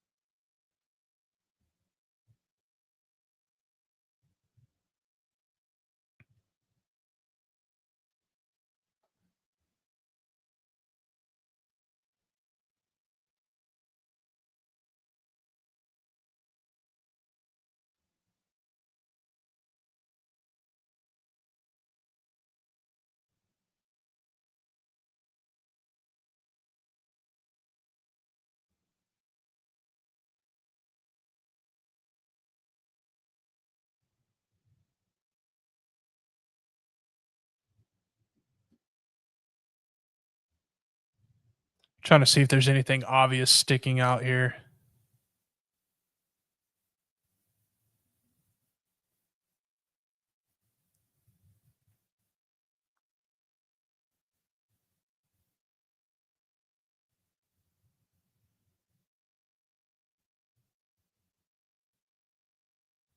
I haven't done anything yet, man. I was just reading back through. Uh,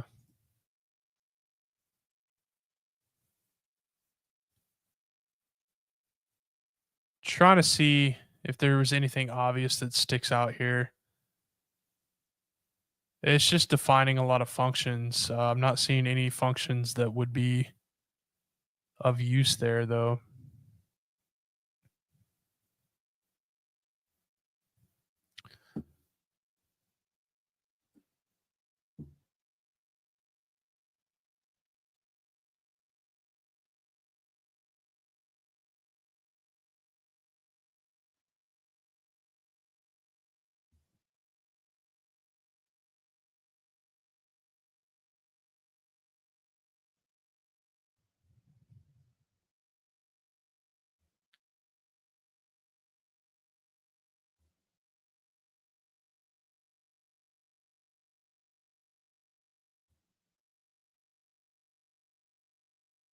Hmm.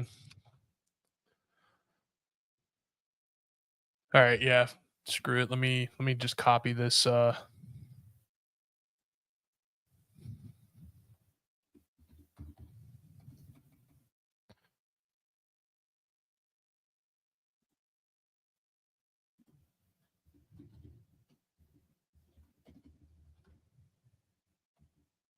Let's see, 10, 10, 16, 17. Look for OS system in the OS Python.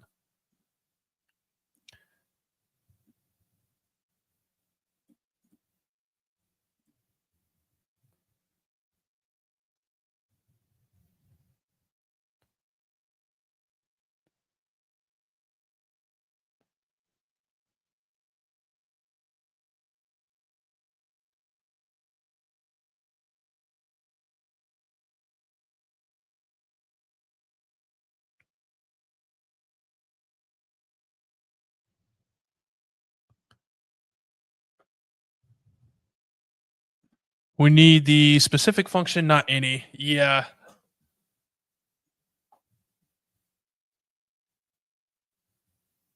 So it's importing the OS, right? And then it's using os.system command, right? So I'm not seeing that function within the script itself though. Unless I just completely missed it. Yeah, yeah, and that's what I was looking for in here, but I'm not seeing it. Yep. That's what I was going through. I might have just missed it.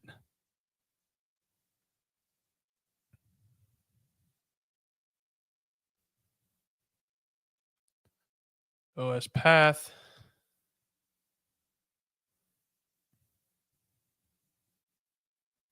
make directory, remove directory, renames. But in the other file, I don't see it calling it. So I did, yeah. I in the other file, it's right here. Like it even listed out that that's what's going to be calling whenever it imports because you have the command and then I'm pretty sure, yeah. I'm just not seeing the function for whatever reason. I just might have missed it though. I could be completely way off here. Spawn.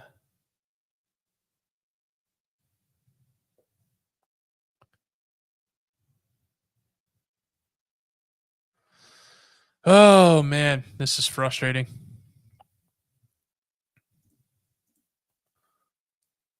What's up, man? You said please.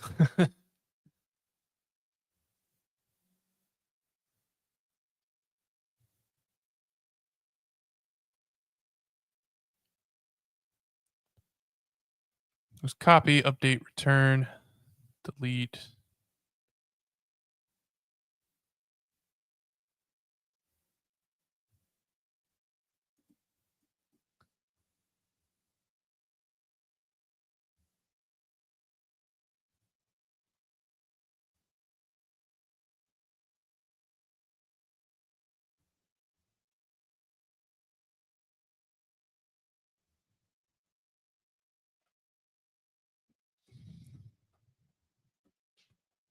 Uh-oh, didn't mean to do that.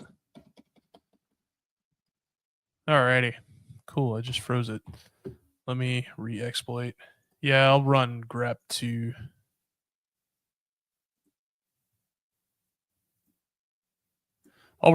get more of a better search on there. So guy PHP.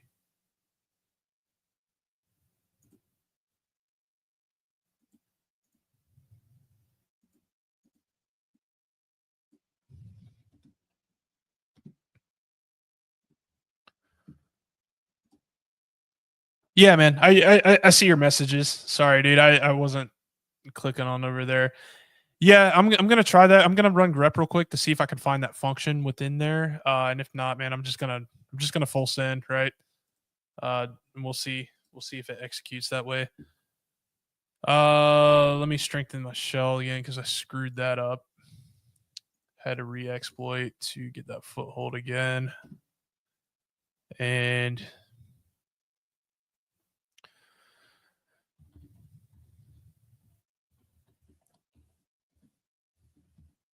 $2.7. Okay, so we'll need to. I'm going to copy os.py to the temp folder.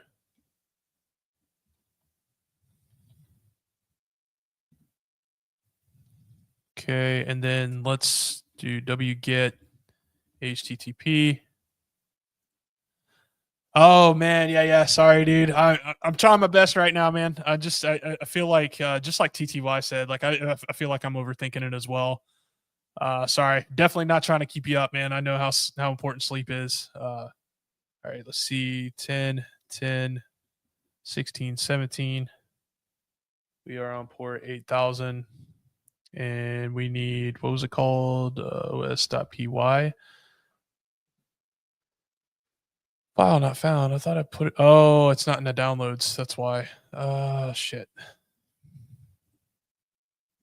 Downloads. Let me terminate that. Let's open it up here. Python 3.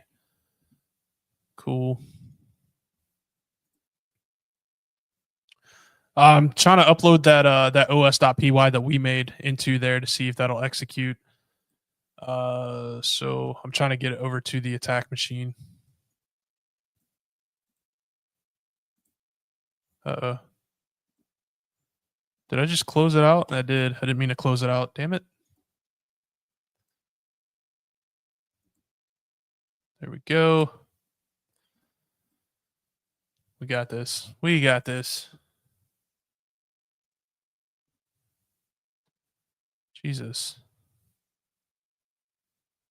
All right. So cd / what was it? User lib python 2.7 wget http 1617 port 8000 os.py.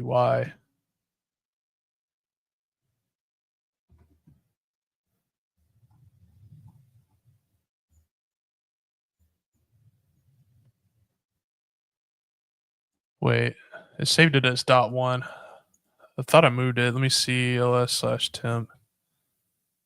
os.py is in there, so let me remove rm dash. We'll do rf. Jesus. os.py. Then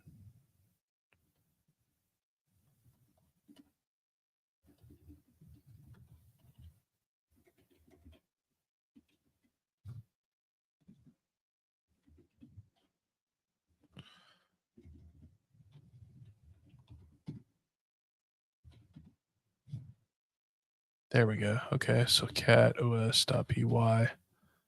So we got a reverse shell in there. Let's see if it works. While we're doing that, yeah, let me grep that out and see. So we'll do cat tmp os.py, and then we'll pipe that into grep. And let's look for what were system.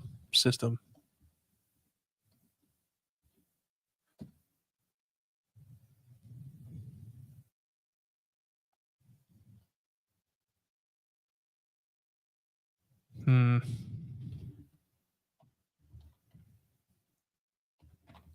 think that was at the very top of that script here. And I may just cheat, man. I may just use Chat GPT. yeah. Trying to use grep to find that specific function. Let me go to the top. Dear God, there it is. Yeah, so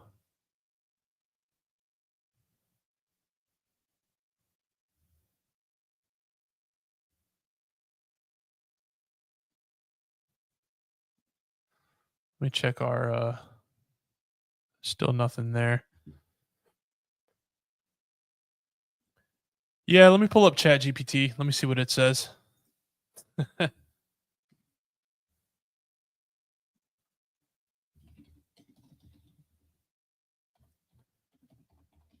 have a os.py file that is writable. Need to add reverse shell. ChatGPT is amazing for stuff like this, man.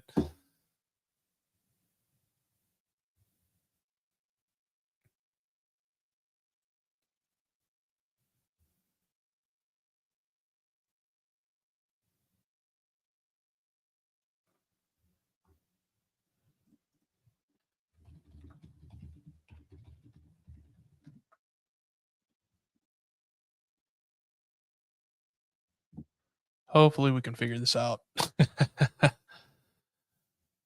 This is supposed to be an easy machine. I feel like I'm just like way overthinking it. Like I don't know. It's all in Python, so I figure like a Python script should be easy with that.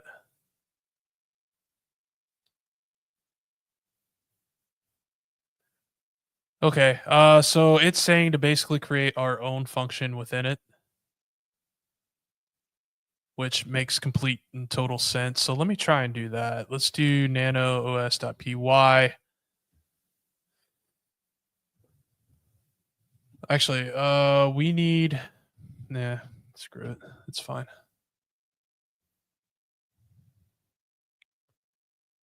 I'm actually just gonna copy and paste what they have there on ChatGPT.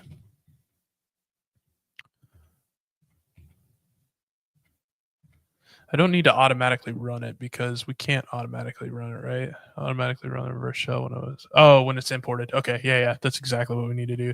So ChatGPT is basically saying to use this syntax here, right? So we're defining that reverse shell.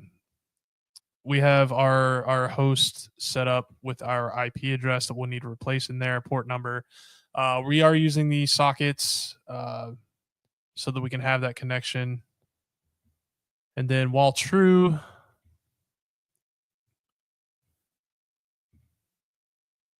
let's see. Exceptions as E pass, silently handle errors and detection. Yep. Okay. This makes sense. See, the issue I was having, like with this whole thought process, is it's only being imported, right? It's not like that other. It's not like that other Python script was actually running, os.py with some parameters, right? It was just importing the module itself, and that I've never actually messed with before. I I import modules all the time. Like when making a Python script, I know it's calling those certain functions in there. I just don't know specifically how it's calling those functions, and it wasn't very explanative like within that script either. So that's what I was having this trouble with. Because I never would have guessed to actually import other modules included within there. But anyway, let's see. What did guy say? Chat GPT. Yeah, exactly. I try not to use it, but in cases like this, man, like I just don't know enough, and it would take me probably a few hours to kind of develop that. But define system, etc. Yeah.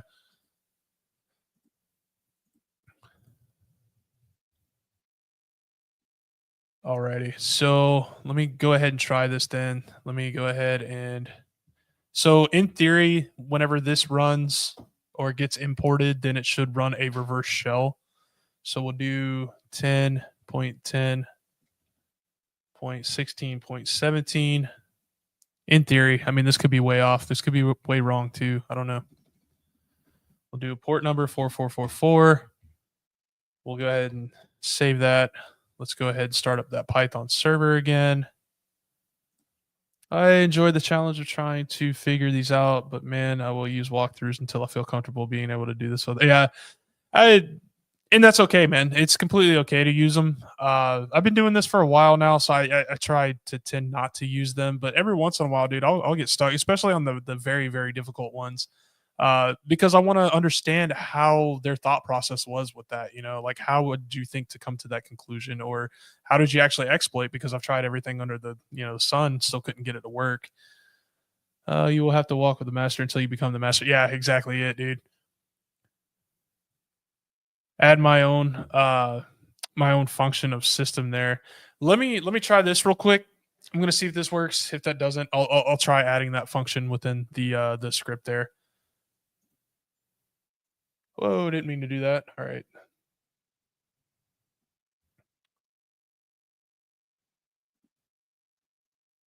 We got way too many windows open right now. Oh my god, stop.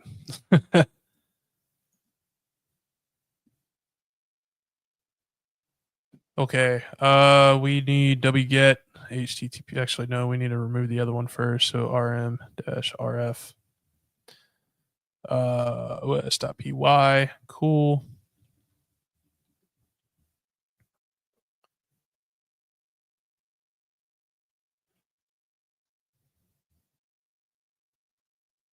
It's auto running because it's not in a function.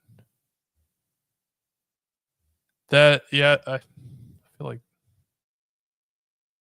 I need to do some more reading on that.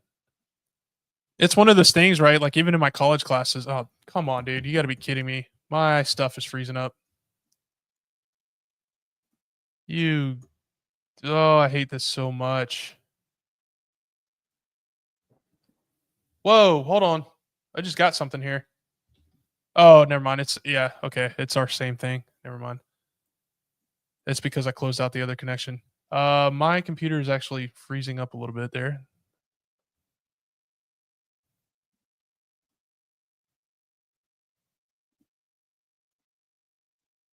All right, let me try this again.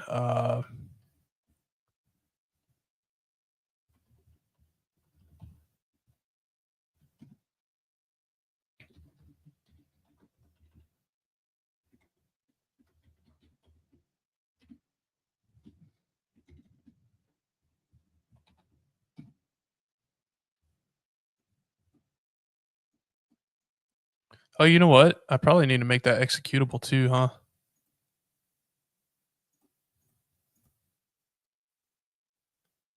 Um,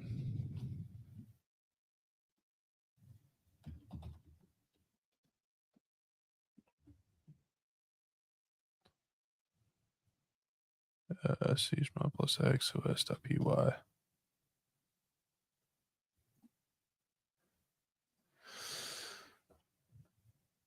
Yeah, I moved the other one, so I can move it back and then edit off of that one. I don't know how often this is running though. I didn't even catch that when I ran PSPY. I'm hoping it's every minute because maybe I don't know. We'll see. We'll see what happens here.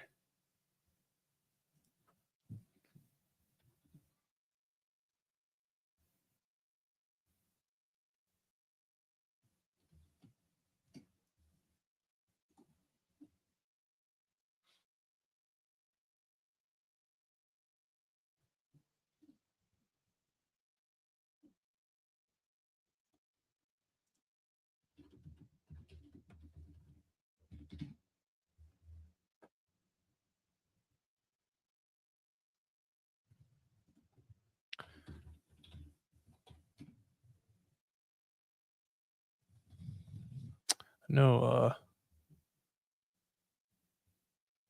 let's see if we can find it. How often it's running. Of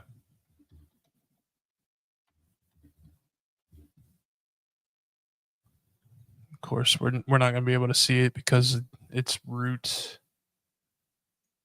I just want to see how often it's running.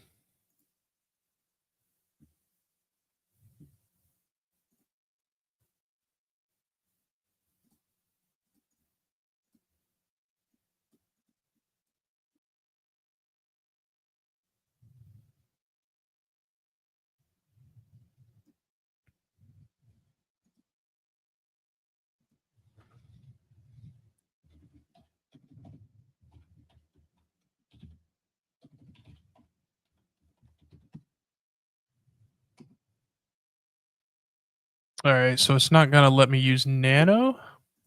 I don't want to use Vim because I always get stuck in that and end up having to like back way out of it. So I might just use Echo. but I'll need to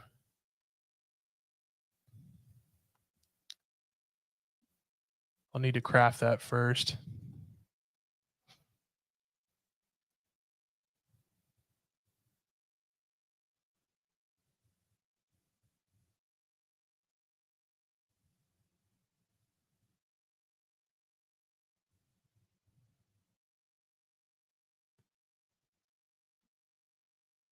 Hmm.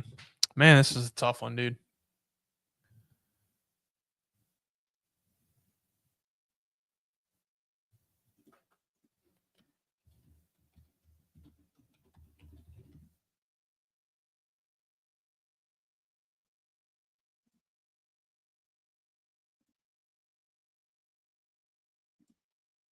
Set a timer 5 minutes. If nothing happens, it didn't work. Yeah, exactly it.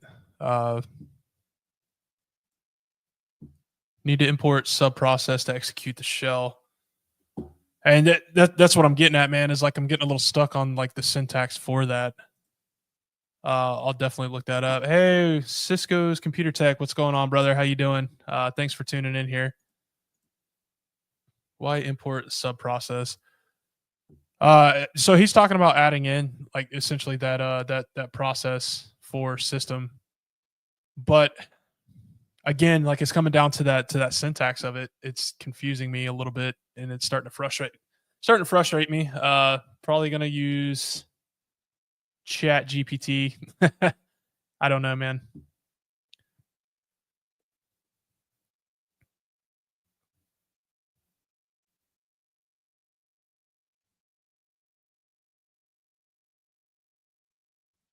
This may not even be the thing. Like this may be just one rabbit hole that we're just kind of jumping down.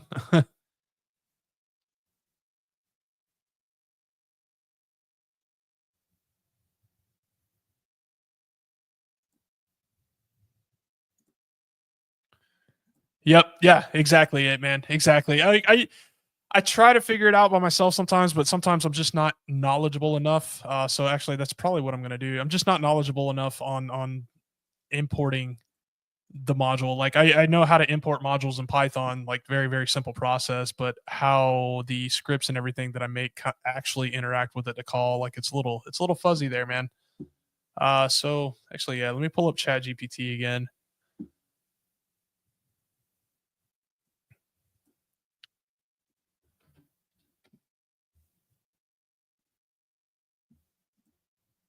Okay, TTY because you can't run Netcat or Bash with Python. That's true. I use a large language module on my machine when I want to craft code that is quote unquote malicious. Yeah, that's awesome.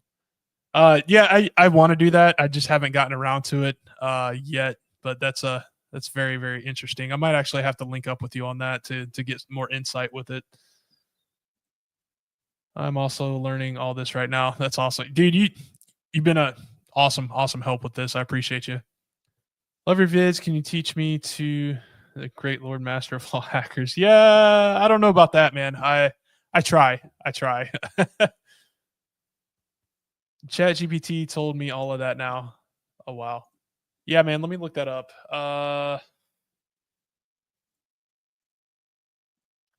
What did we call it? We called it module hijacking, right? Yeah, module Python module hijacking.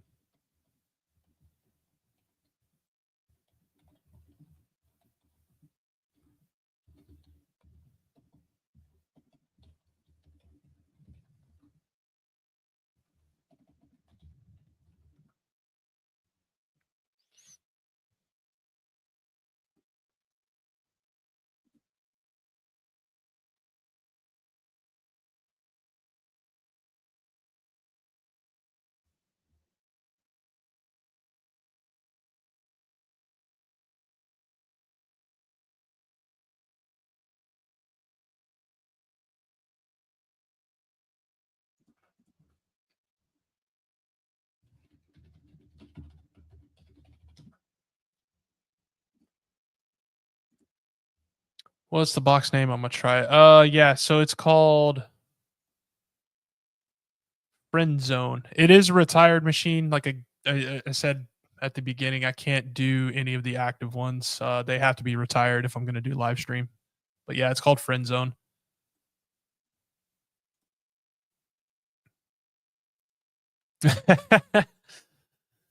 Let's hope not, man. I don't want anybody's infrastructure to fail or fall.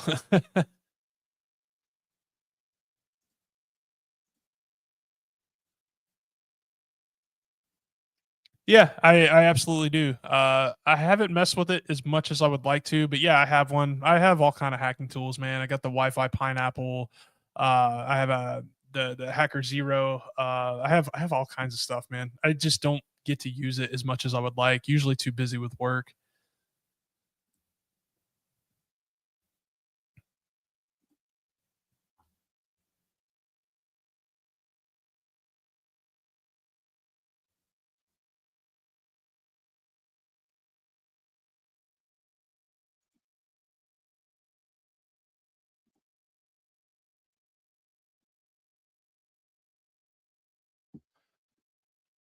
Let me go back to something here. Let's go to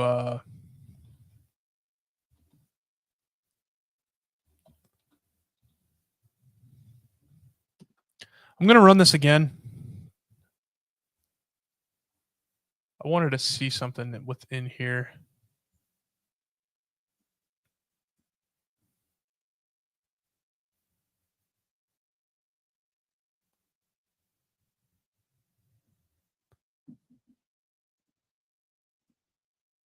You work for IT Corp doing networking. What made you get into this?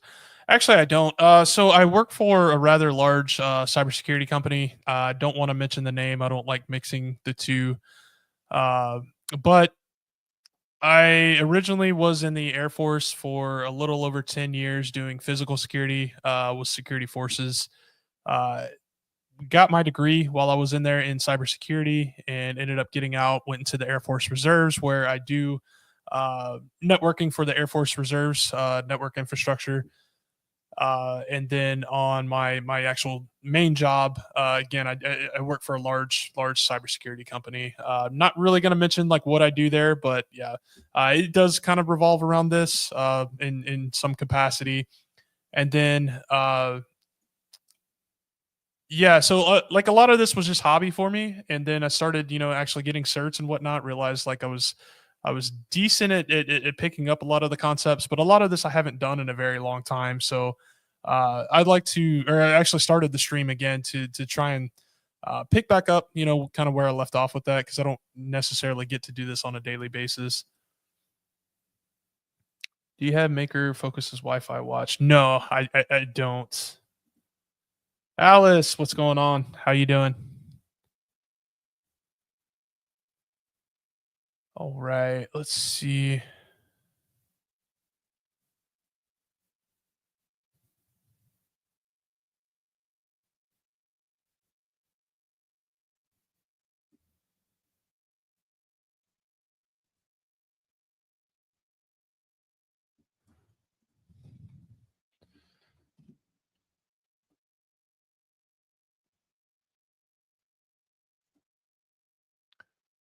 Trying to index Tor. Oh wow, that seems like a lot.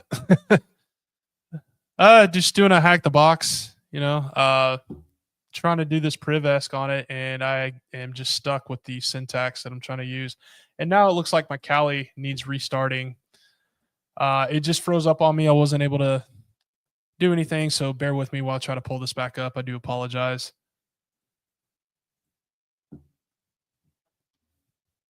That is one thing about Kali, man. It is not the most stable, right? Uh, Definitely don't want to use this on your daily distro. Of course. What is going on right now? Oh, nope. There he goes. Okay. I think we're good. I think we're good.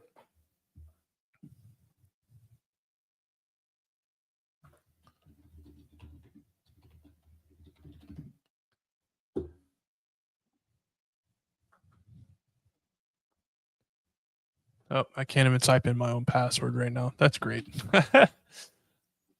Oh, this is getting frustrating. Oh, right on, dude. That's awesome. I'm trying to get in the field. Would love to connect with you somehow. Was going to apply to Northrop Grumman or Gov, but also got in trouble as a kid, so I don't know. So the thing that I learned about the uh, trust levels and with the government and whatnot, like getting a secret clearance, top secret clearance, and whatnot. It's not really about what you've done; it's about how much you're willing to admit that you've done, and that open trust level with them, right? So if you go in there and you're lying on a polygraph and stuff like that, you're not going to get it, right? But if you openly admit, hey, this is what I've done, this is when I did it, this is how many times I've done this, blah blah blah, and you're just open and upfront with them, that's the trust that they're looking for right there. So you'll have a higher chance of actually getting a security clearance that way. They're just leveraging or trying to see what anybody else could probably leverage to get a to blackmail you with. Essentially, they want to make sure that they know literally everything about you. So yeah, Guffield's a good way to go, man. I have a lot of contacts in there due to the Air Force and whatnot, but I also work with them at my current civilian job as well. About to do the box, test out my own theory. Yeah, yeah. Let me know, man. Let me know if you get that to work. Let me get logged back into their VPN real quick. So let me go to my desktop.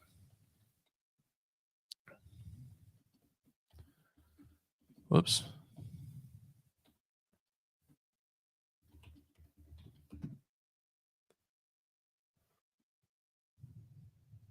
Oh, dude, if you're fluent in Russian, that is phenomenal. Yeah, Gov would pick you up like in a heartbeat with that, man, especially with everything that's going on.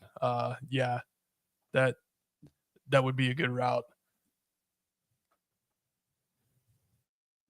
John, what's going on, my man? Integrity is the key to getting clearance. Yeah, absolutely. Hey, I appreciate you jumping on here, man. All right, so let's try and re-exploit real quick. Go ahead and get that shell. What am I looking for? We're going to strengthen that shell.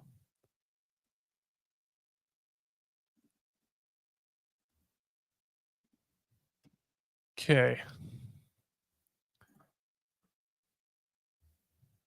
All right, let me go ahead, start up another listener, right? So we'll do netcat NVLP 4444. Actually, let me change up that.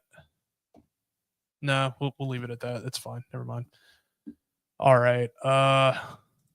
Start simple, but do something. Yeah, absolutely, man. Absolutely. All right, let's see. So it's running on a cron job, right? Like it has to be. Because it's running like every, what was it, like minute or so that we saw. Yeah, I need to definitely change that. Uh Hold on.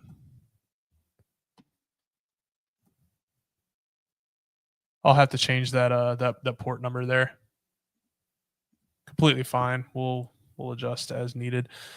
So I let me go into the user library and then Python 2.7. Let me remove that os.py that we created, and then I will copy that original one back there into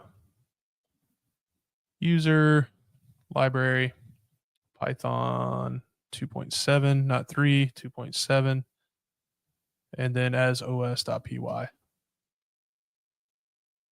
Oh. All right. Oh, because I spelled Python wrong.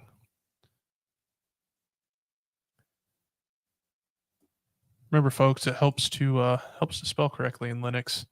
Python 2.7 / os.py. Boom. Okay, so now it's back in there. I know you were talking about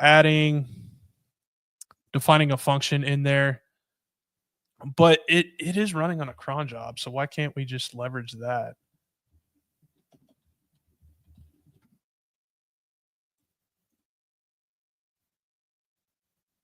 Again, reverting to Chat GPT, we're going to see what it says.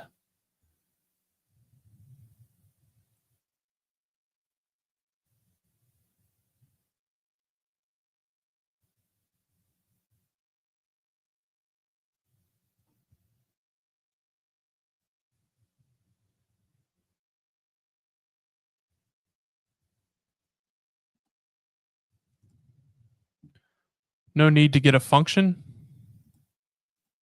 So it's feel like you are missing or it doesn't show half my messages.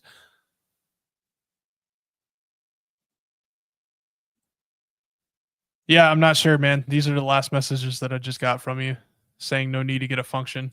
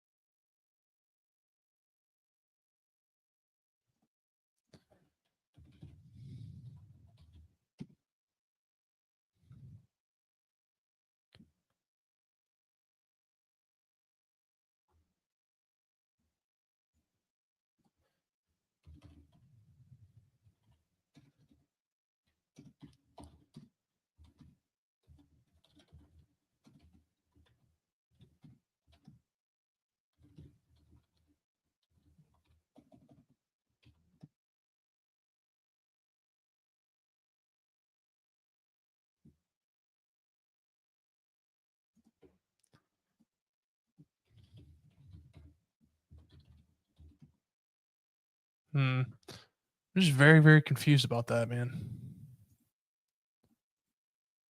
You need to put a shell in there or try something simpler like before. No need to look at this file. Uh,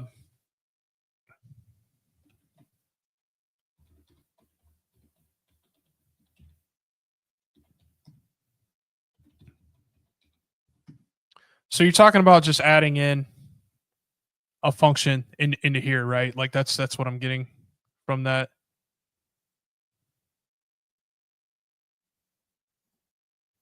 Just change the os.py. No.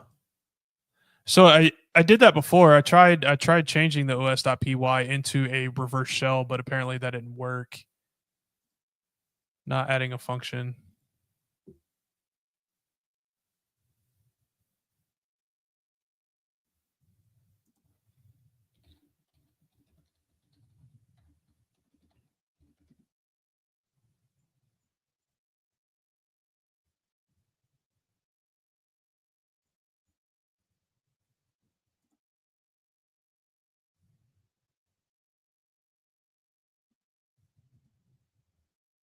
Let me see. Let me cat out what it was.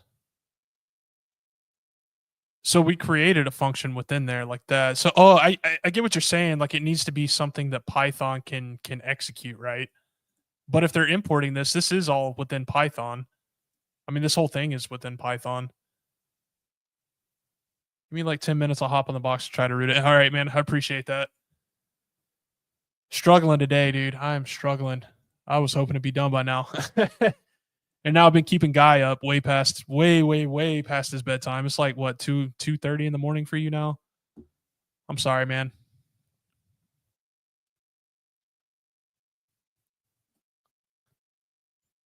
Okay, yeah. Let me try that again then. So run a simple server. Let me copy this original one over though to temp.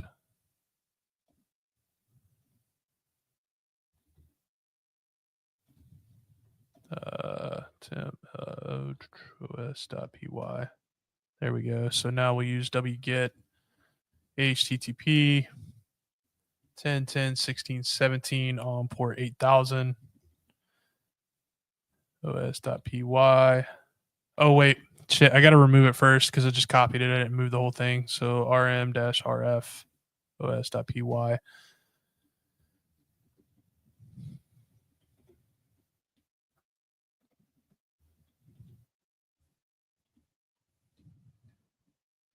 Cannot type today. 8000 os.py. All right, man.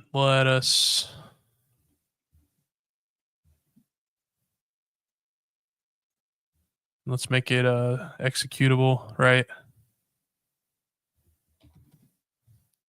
And I'll let that run, dude. But I don't know. Like I feel like I'm missing something here. I something just blatantly obvious.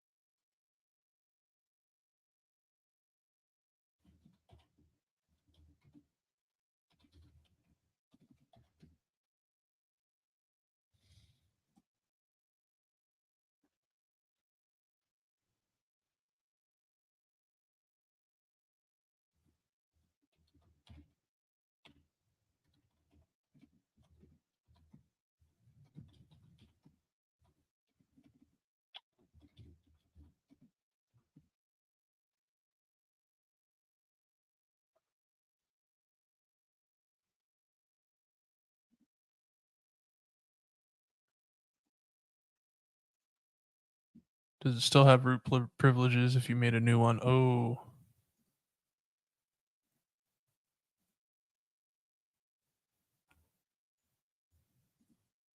well, it it wouldn't need root privileges, right? Because the script running is running as root already.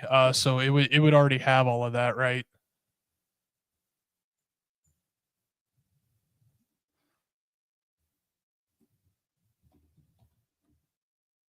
Uh,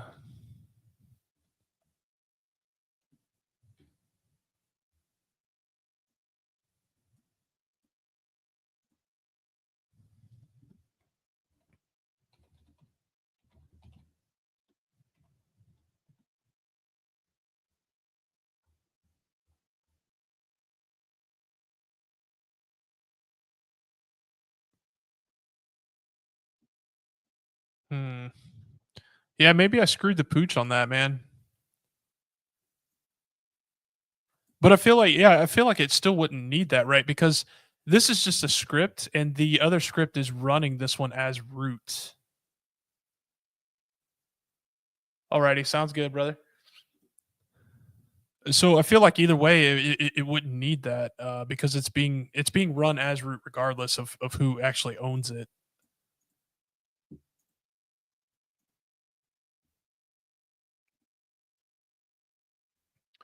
Trying to see what Chat GPT says. It's not really giving me much. Might look into it a little bit further.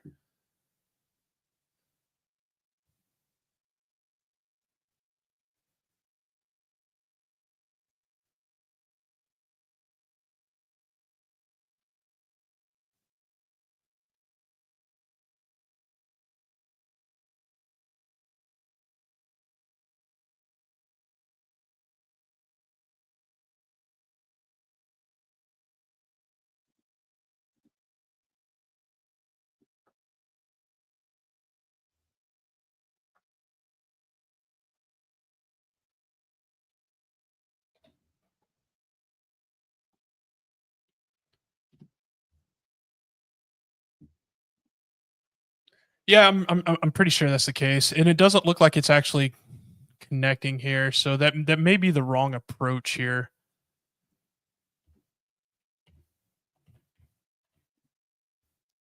I'm thinking that this thing is all wrong, which I'm trying to get Chat GPT to kind of help me out with. Hopefully,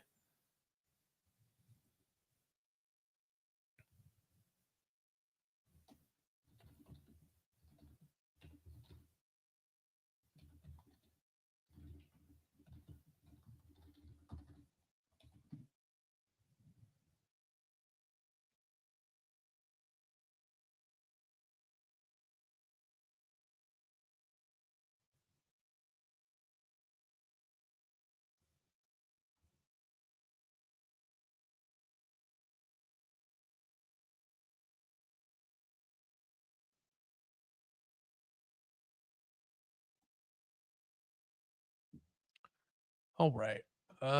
It's not really giving me it's not giving me much either. I just need to get better with this syntax here.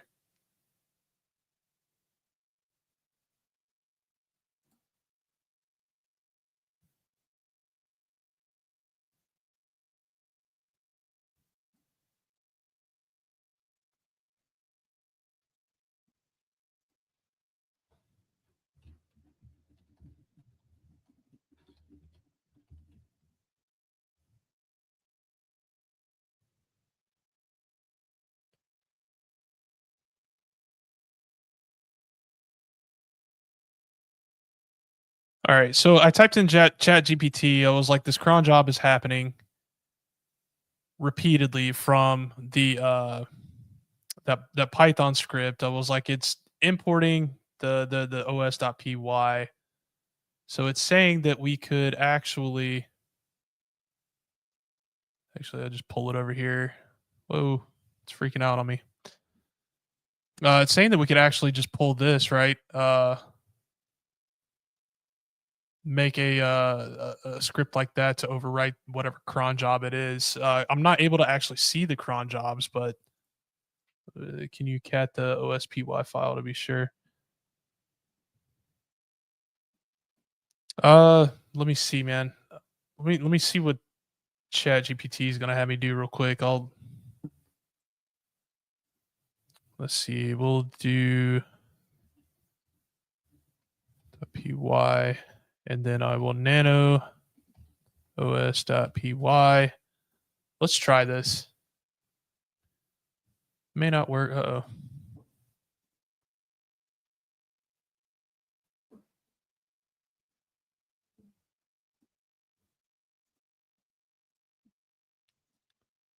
Copy that, add it again there.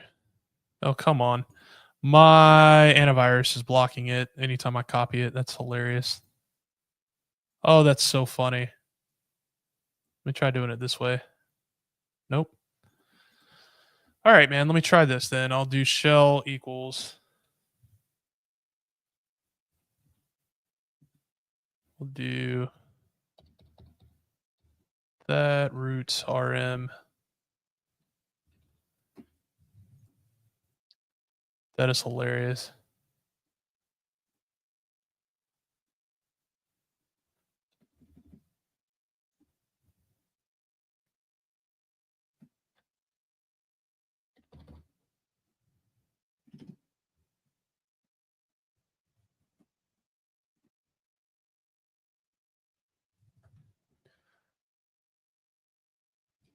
Oh, we got to change our IP address and port number in there. Actually, I'll keep that port number as 4445 so we don't confuse our two entry 16, 17.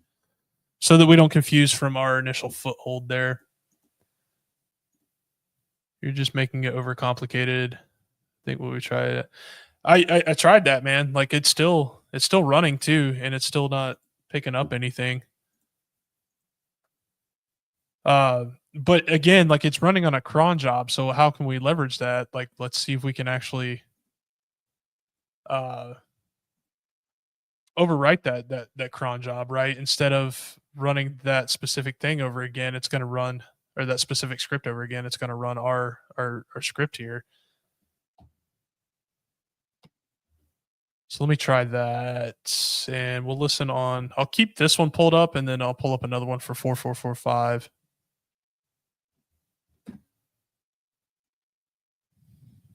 But let's try Python simple server.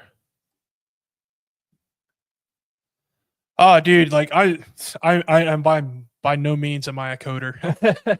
I'm just trying to do a hack the box thing here. I do code a little bit, like a little bit, but nothing like anything that would go into kind of production or whatnot. Yeah, we're just doing a hack the box right now. It's called Friend Zone. It's an easy box on Hack the Box. Appreciate you joining the live stream though, man. This has been awesome. Alrighty, let's see. Let's go to our library again. So user library Python 2.7. We'll remove that os.py and we will import ours, which is wget http. We'll do 10, 10, 16, 17, port 8000, os.py, and then we will do chmod plus x os.py. We'll make that executable. Now we wait again. Hopefully this will work. Man, I apologize for picking one that was ridiculously like long. Hopefully this works. Hopefully we're near the end here. Can also just copy the flag without getting a shell. What do you mean by that?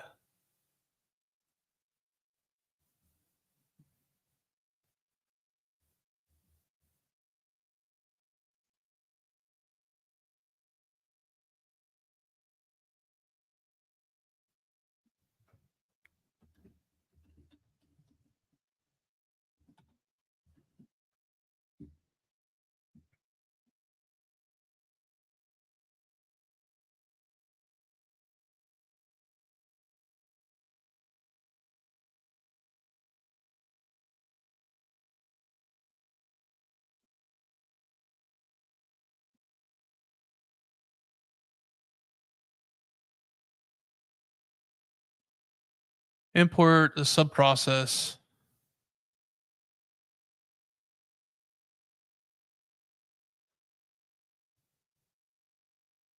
Yeah,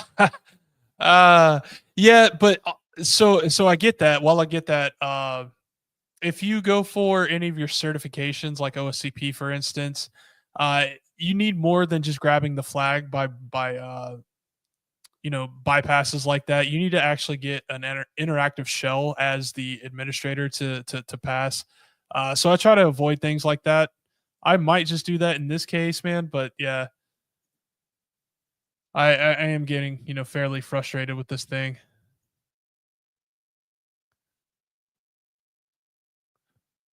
Yeah, I mean I'm trying. We'll see if this works. I don't know. I really have no idea.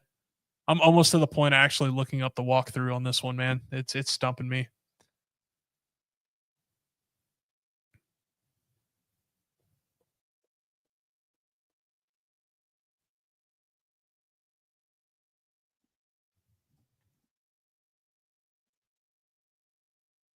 Hopefully,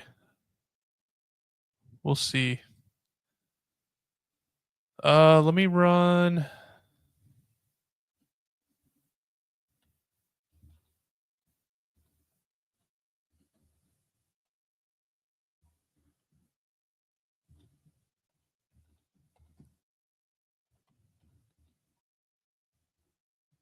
I'm gonna run this again and see if it runs.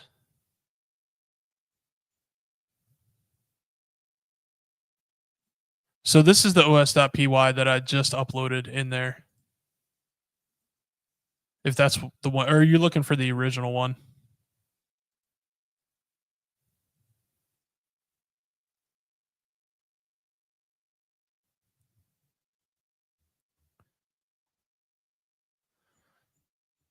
So as soon as it runs on here, I'll know whether or not it worked, right? Instead of having to guess at like how much time it's taking.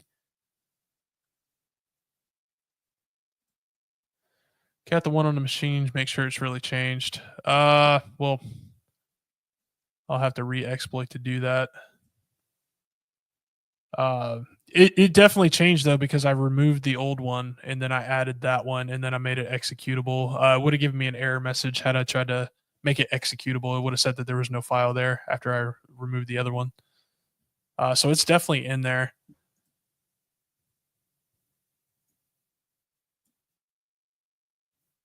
I really hope it's not like a 5-minute limit on this thing. We're just stuck here, just staring at each other, man. I'm not sure your code will work. I'm not sure either, dude. It's what Chat GPT gave me.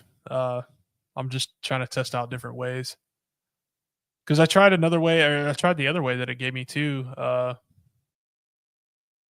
Yep. See, yeah, it just ran. We don't have anything there.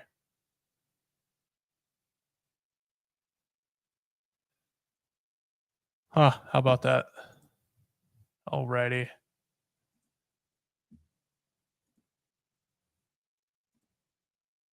The shell at the start was good. It didn't run though, man. I don't understand.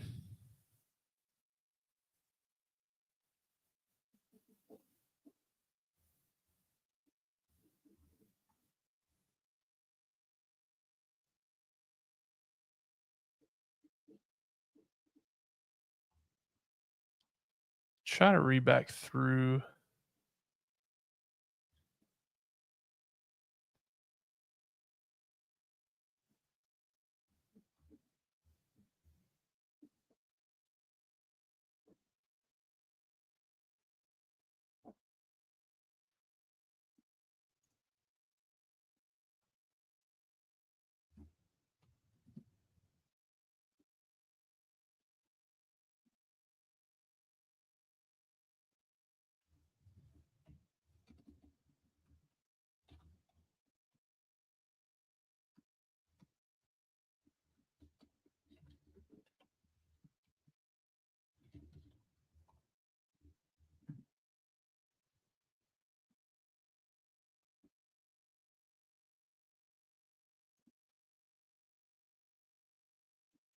Hmm. I just came back. See, you still at it. Heard you mention ChatGPT. Have you tried using Claude AI? It's amazing for coding. No, but let me look that up real quick. I have not heard of it. Uh, I'll have to check it out later. I just put it in my browser so that I'll remember, man. I appreciate you sharing that, though. I'll definitely check that out. And wait like now to make sure it's changed. All right. Yeah, let me so we'll cat out user library uh Python 27 os.py. Yeah, see, it definitely changed it. It definitely changed it to what I had there. Hey, thanks for joining the show. How you doing?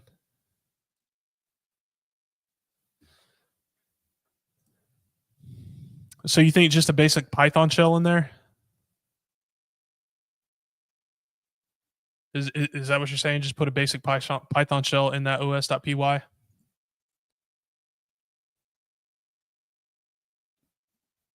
Awesome, man. Glad to hear that. What I did at the start, but what I did at the start didn't work last time. I'll try it again, man.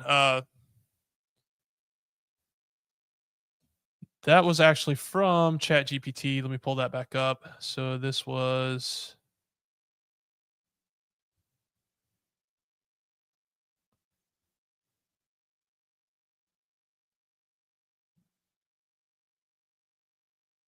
here it is. I found it. All right. So you're talking about this reverse shell, right? Just want to make sure this is what you're asking for. Yeah, I'm trying to, man. I'm doing a hack the box right now. Like we have a foothold on it. I'm trying to do Privest, but man, is it's stumping me right now. I know how I know what to do. It's just how to do it. I'm trying to get there. But luckily, some of these people are helping me. Guy here, he's been helping me along the way as well as TTY. Okay, yeah, cool. Let me retry this one then. Yeah, dude. I every once in a while, man, they'll stump me. Like usually, I'm pretty decent at them, and it's supposed to be an easy box. That's why I picked it. But yeah, stuff happens. All right, so let me change the IP address in this, and we'll send that over and try and run it. Let's go 10, 16, 17, and I'll do port 4445 for this. Save that, exit out. Let's run a Python server, port 8000. What directory am I in? So I need to go to user library, Python 2.7. We'll go ahead and remove the OS that's in there, the os.py script. So now it's not in there at all. And then we'll use wget http. Yep. So I did use linpeas earlier. It kind of led me to where we're at now. with this OS module, this Python module. We found a script that runs like every minute or so as root. We can't edit that specific Python script. However, we can edit the OS module that it's leveraging. So that's the route that we're trying to go right now. It's just a matter of trying to find out like what syntax will work to leverage that uh, reverse shell to actually run or be executed. So 10, 10, 16, 17, port 8000. What is it? os.py. Cool. We'll make that executable. os.py. Let me make sure our listener is still running port 4445. Okay, good there. And then I will cat that out as well just to make sure. Okay, yeah, so we have that reverse shell in there. So let me go ahead and run. I'll go to temp and I'll run pspy again so that we can see when it's actually being executed. Whoops. 64. Cool. So now if that doesn't work, man, I may just look up the walkthrough for that. Like this one has stumped me if this doesn't work. You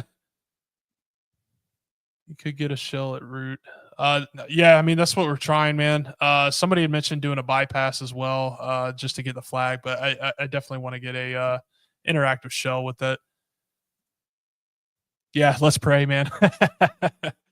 I do appreciate your help with this though. Like you helped me out quite a bit on that with certain things that it would have taken me a while to get to, but you were definitely on it, man. So kudos, guy.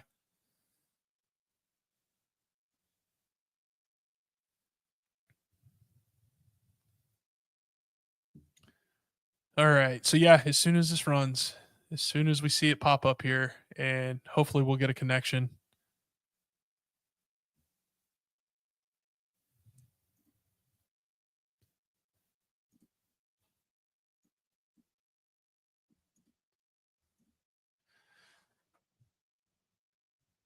These are the ones that I hate. Like it's kind of like a blind reverse shell, right? Like you're hoping it works, but it may not work.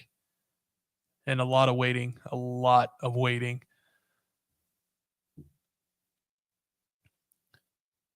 No.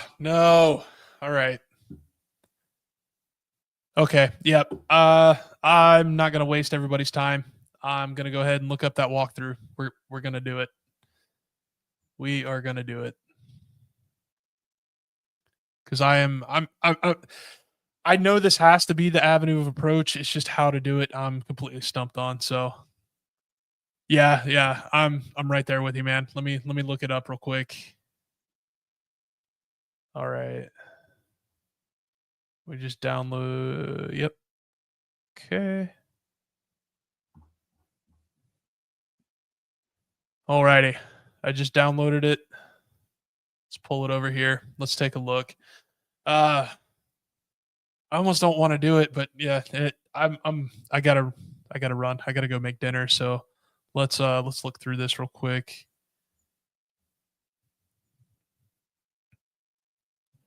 Okay, done all that. Get access denied. Way past all this. We did that. That's awesome. Yeah, you got to sleep too, man. So yeah, I'm trying to get this done. I promise you, I was not meaning to take all this time, but sometimes you just get stuck, dude. Sometimes these are a little bit more difficult.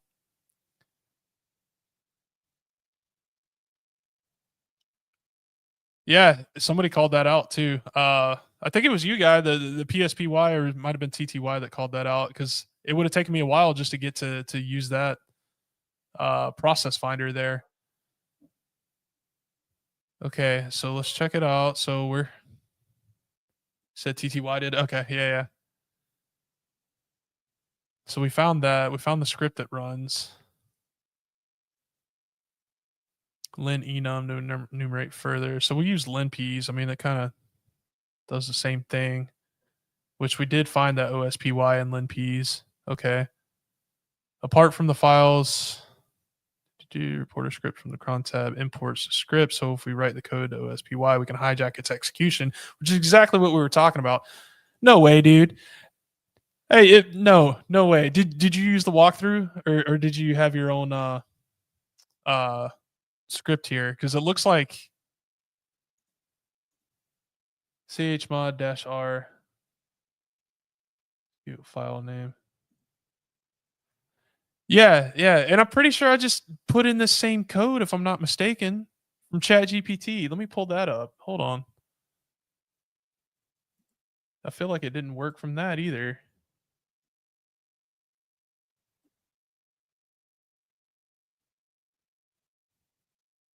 Let me compare the two here.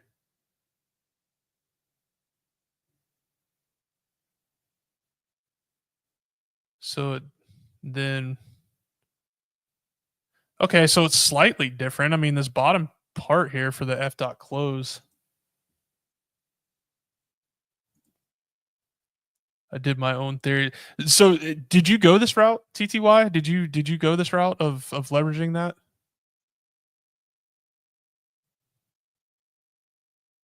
We'll change permission.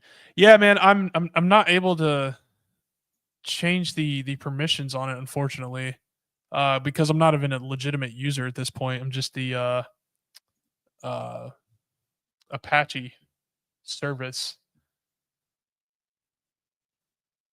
Okay, yeah, let me try this real quick. If this doesn't work, I'm just calling it quits at this point, and I can pick this up another day, right? So let me pull up.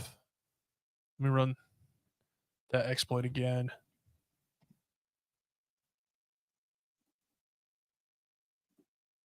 All right, man. Let's go to our user library, Python. This might be the first live stream that I didn't actually finish it. You know, if this doesn't work, even with the walkthrough, we'll remove os.py. That's funny. It picks it up down there. And now we'll need to, let's edit this, right?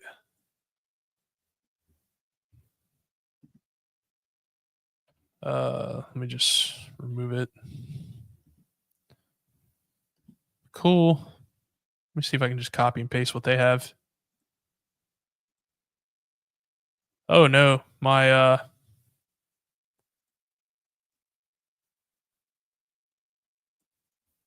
antivirus is giving me hell again. Let me see if I can just break it up into small pieces. Nope. Bruh. This is starting to piss me off. Oh, I missed some stuff here. Yep.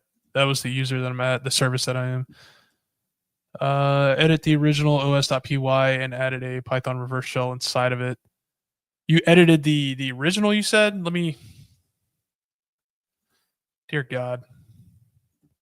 I'm just gonna go with what they did here, right? Within the walkthrough.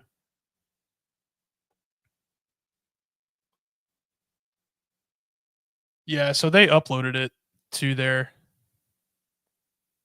Okay, let me try that then.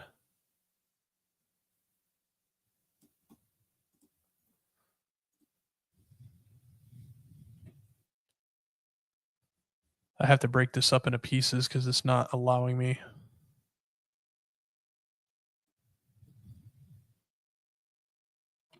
That's all good.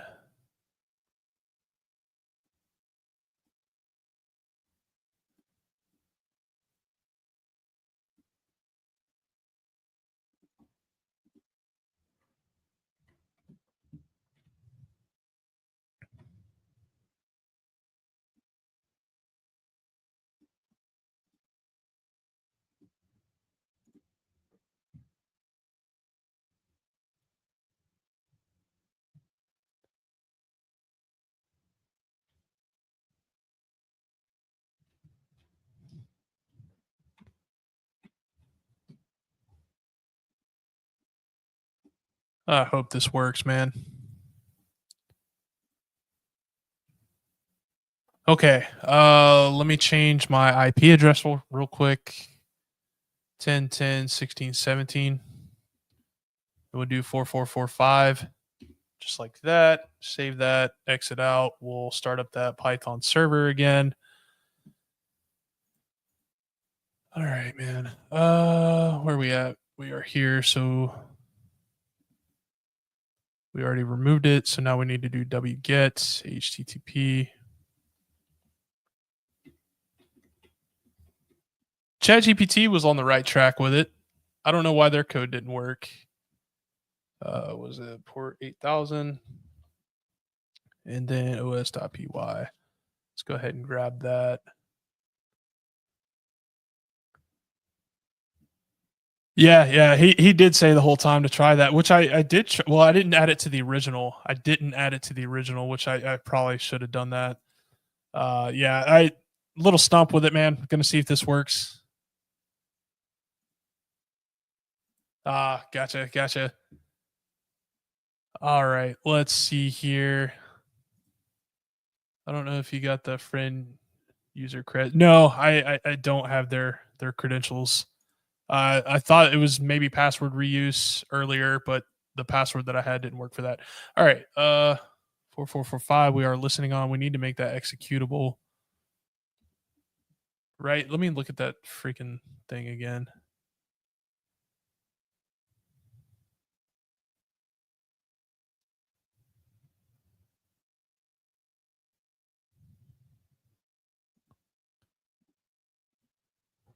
Uh, so now if we cat etsy cron tab, it should there. It shows up in there. Okay, so this should work. Should in theory. We'll see if I did everything right there. Why are there so many spaces there?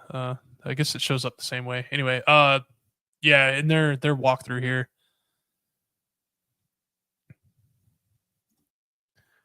No way. Where'd you find them at?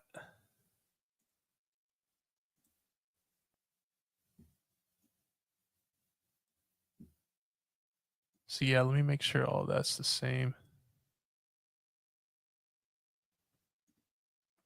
In the www directory.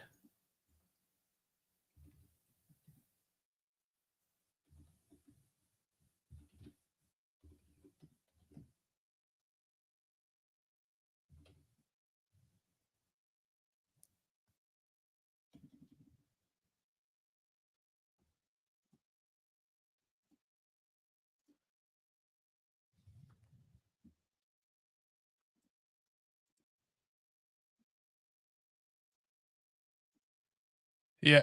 Why is it still not working, man? So it changed the it added a thing here. Dude, it added a ton of them. So these must be from the previous man, I don't know. Hmm.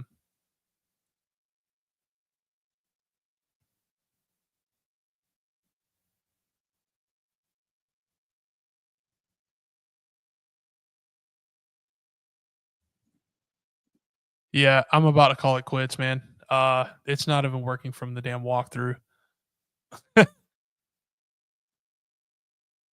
And it just ran again. I mean, it ran, this worked. So it should be connecting. I don't know why it's not. I don't know.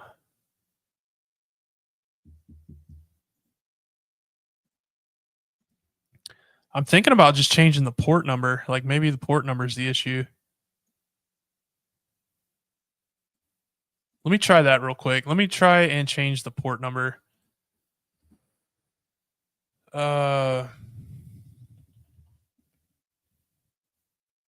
Wait, nano py. So we know 443 is open, so let's use that. Yes, yeah. If you could drop that in here, man, that would be great. I mean, I'm using what they wrote in the walkthrough though. Like, I don't understand why it's not working, but oh wait, no, I'm not. Hold on. I'm missing something here. I am missing something here. I just noticed that.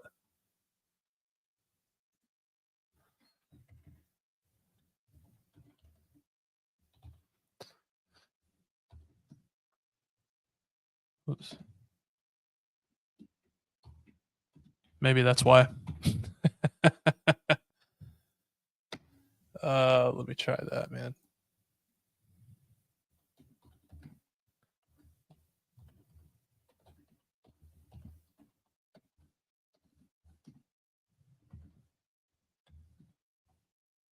os.py.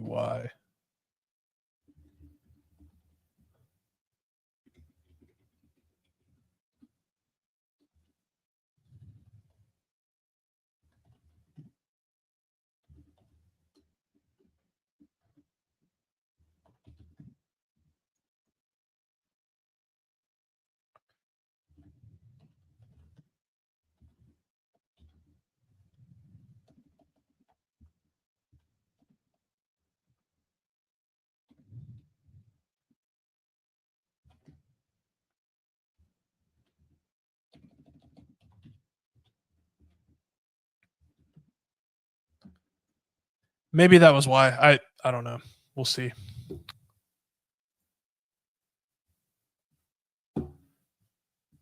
Yeah, can't get them all. Sometimes, I mean, otherwise I'd probably be here for like another 3 hours trying to figure it out. I'm sure I would eventually get it, but man, even with the help of Chat GPT, like it wasn't giving me what I needed there. So we'll let this run again. We'll see if that hits. If not, then yeah, let me see. Cron tab.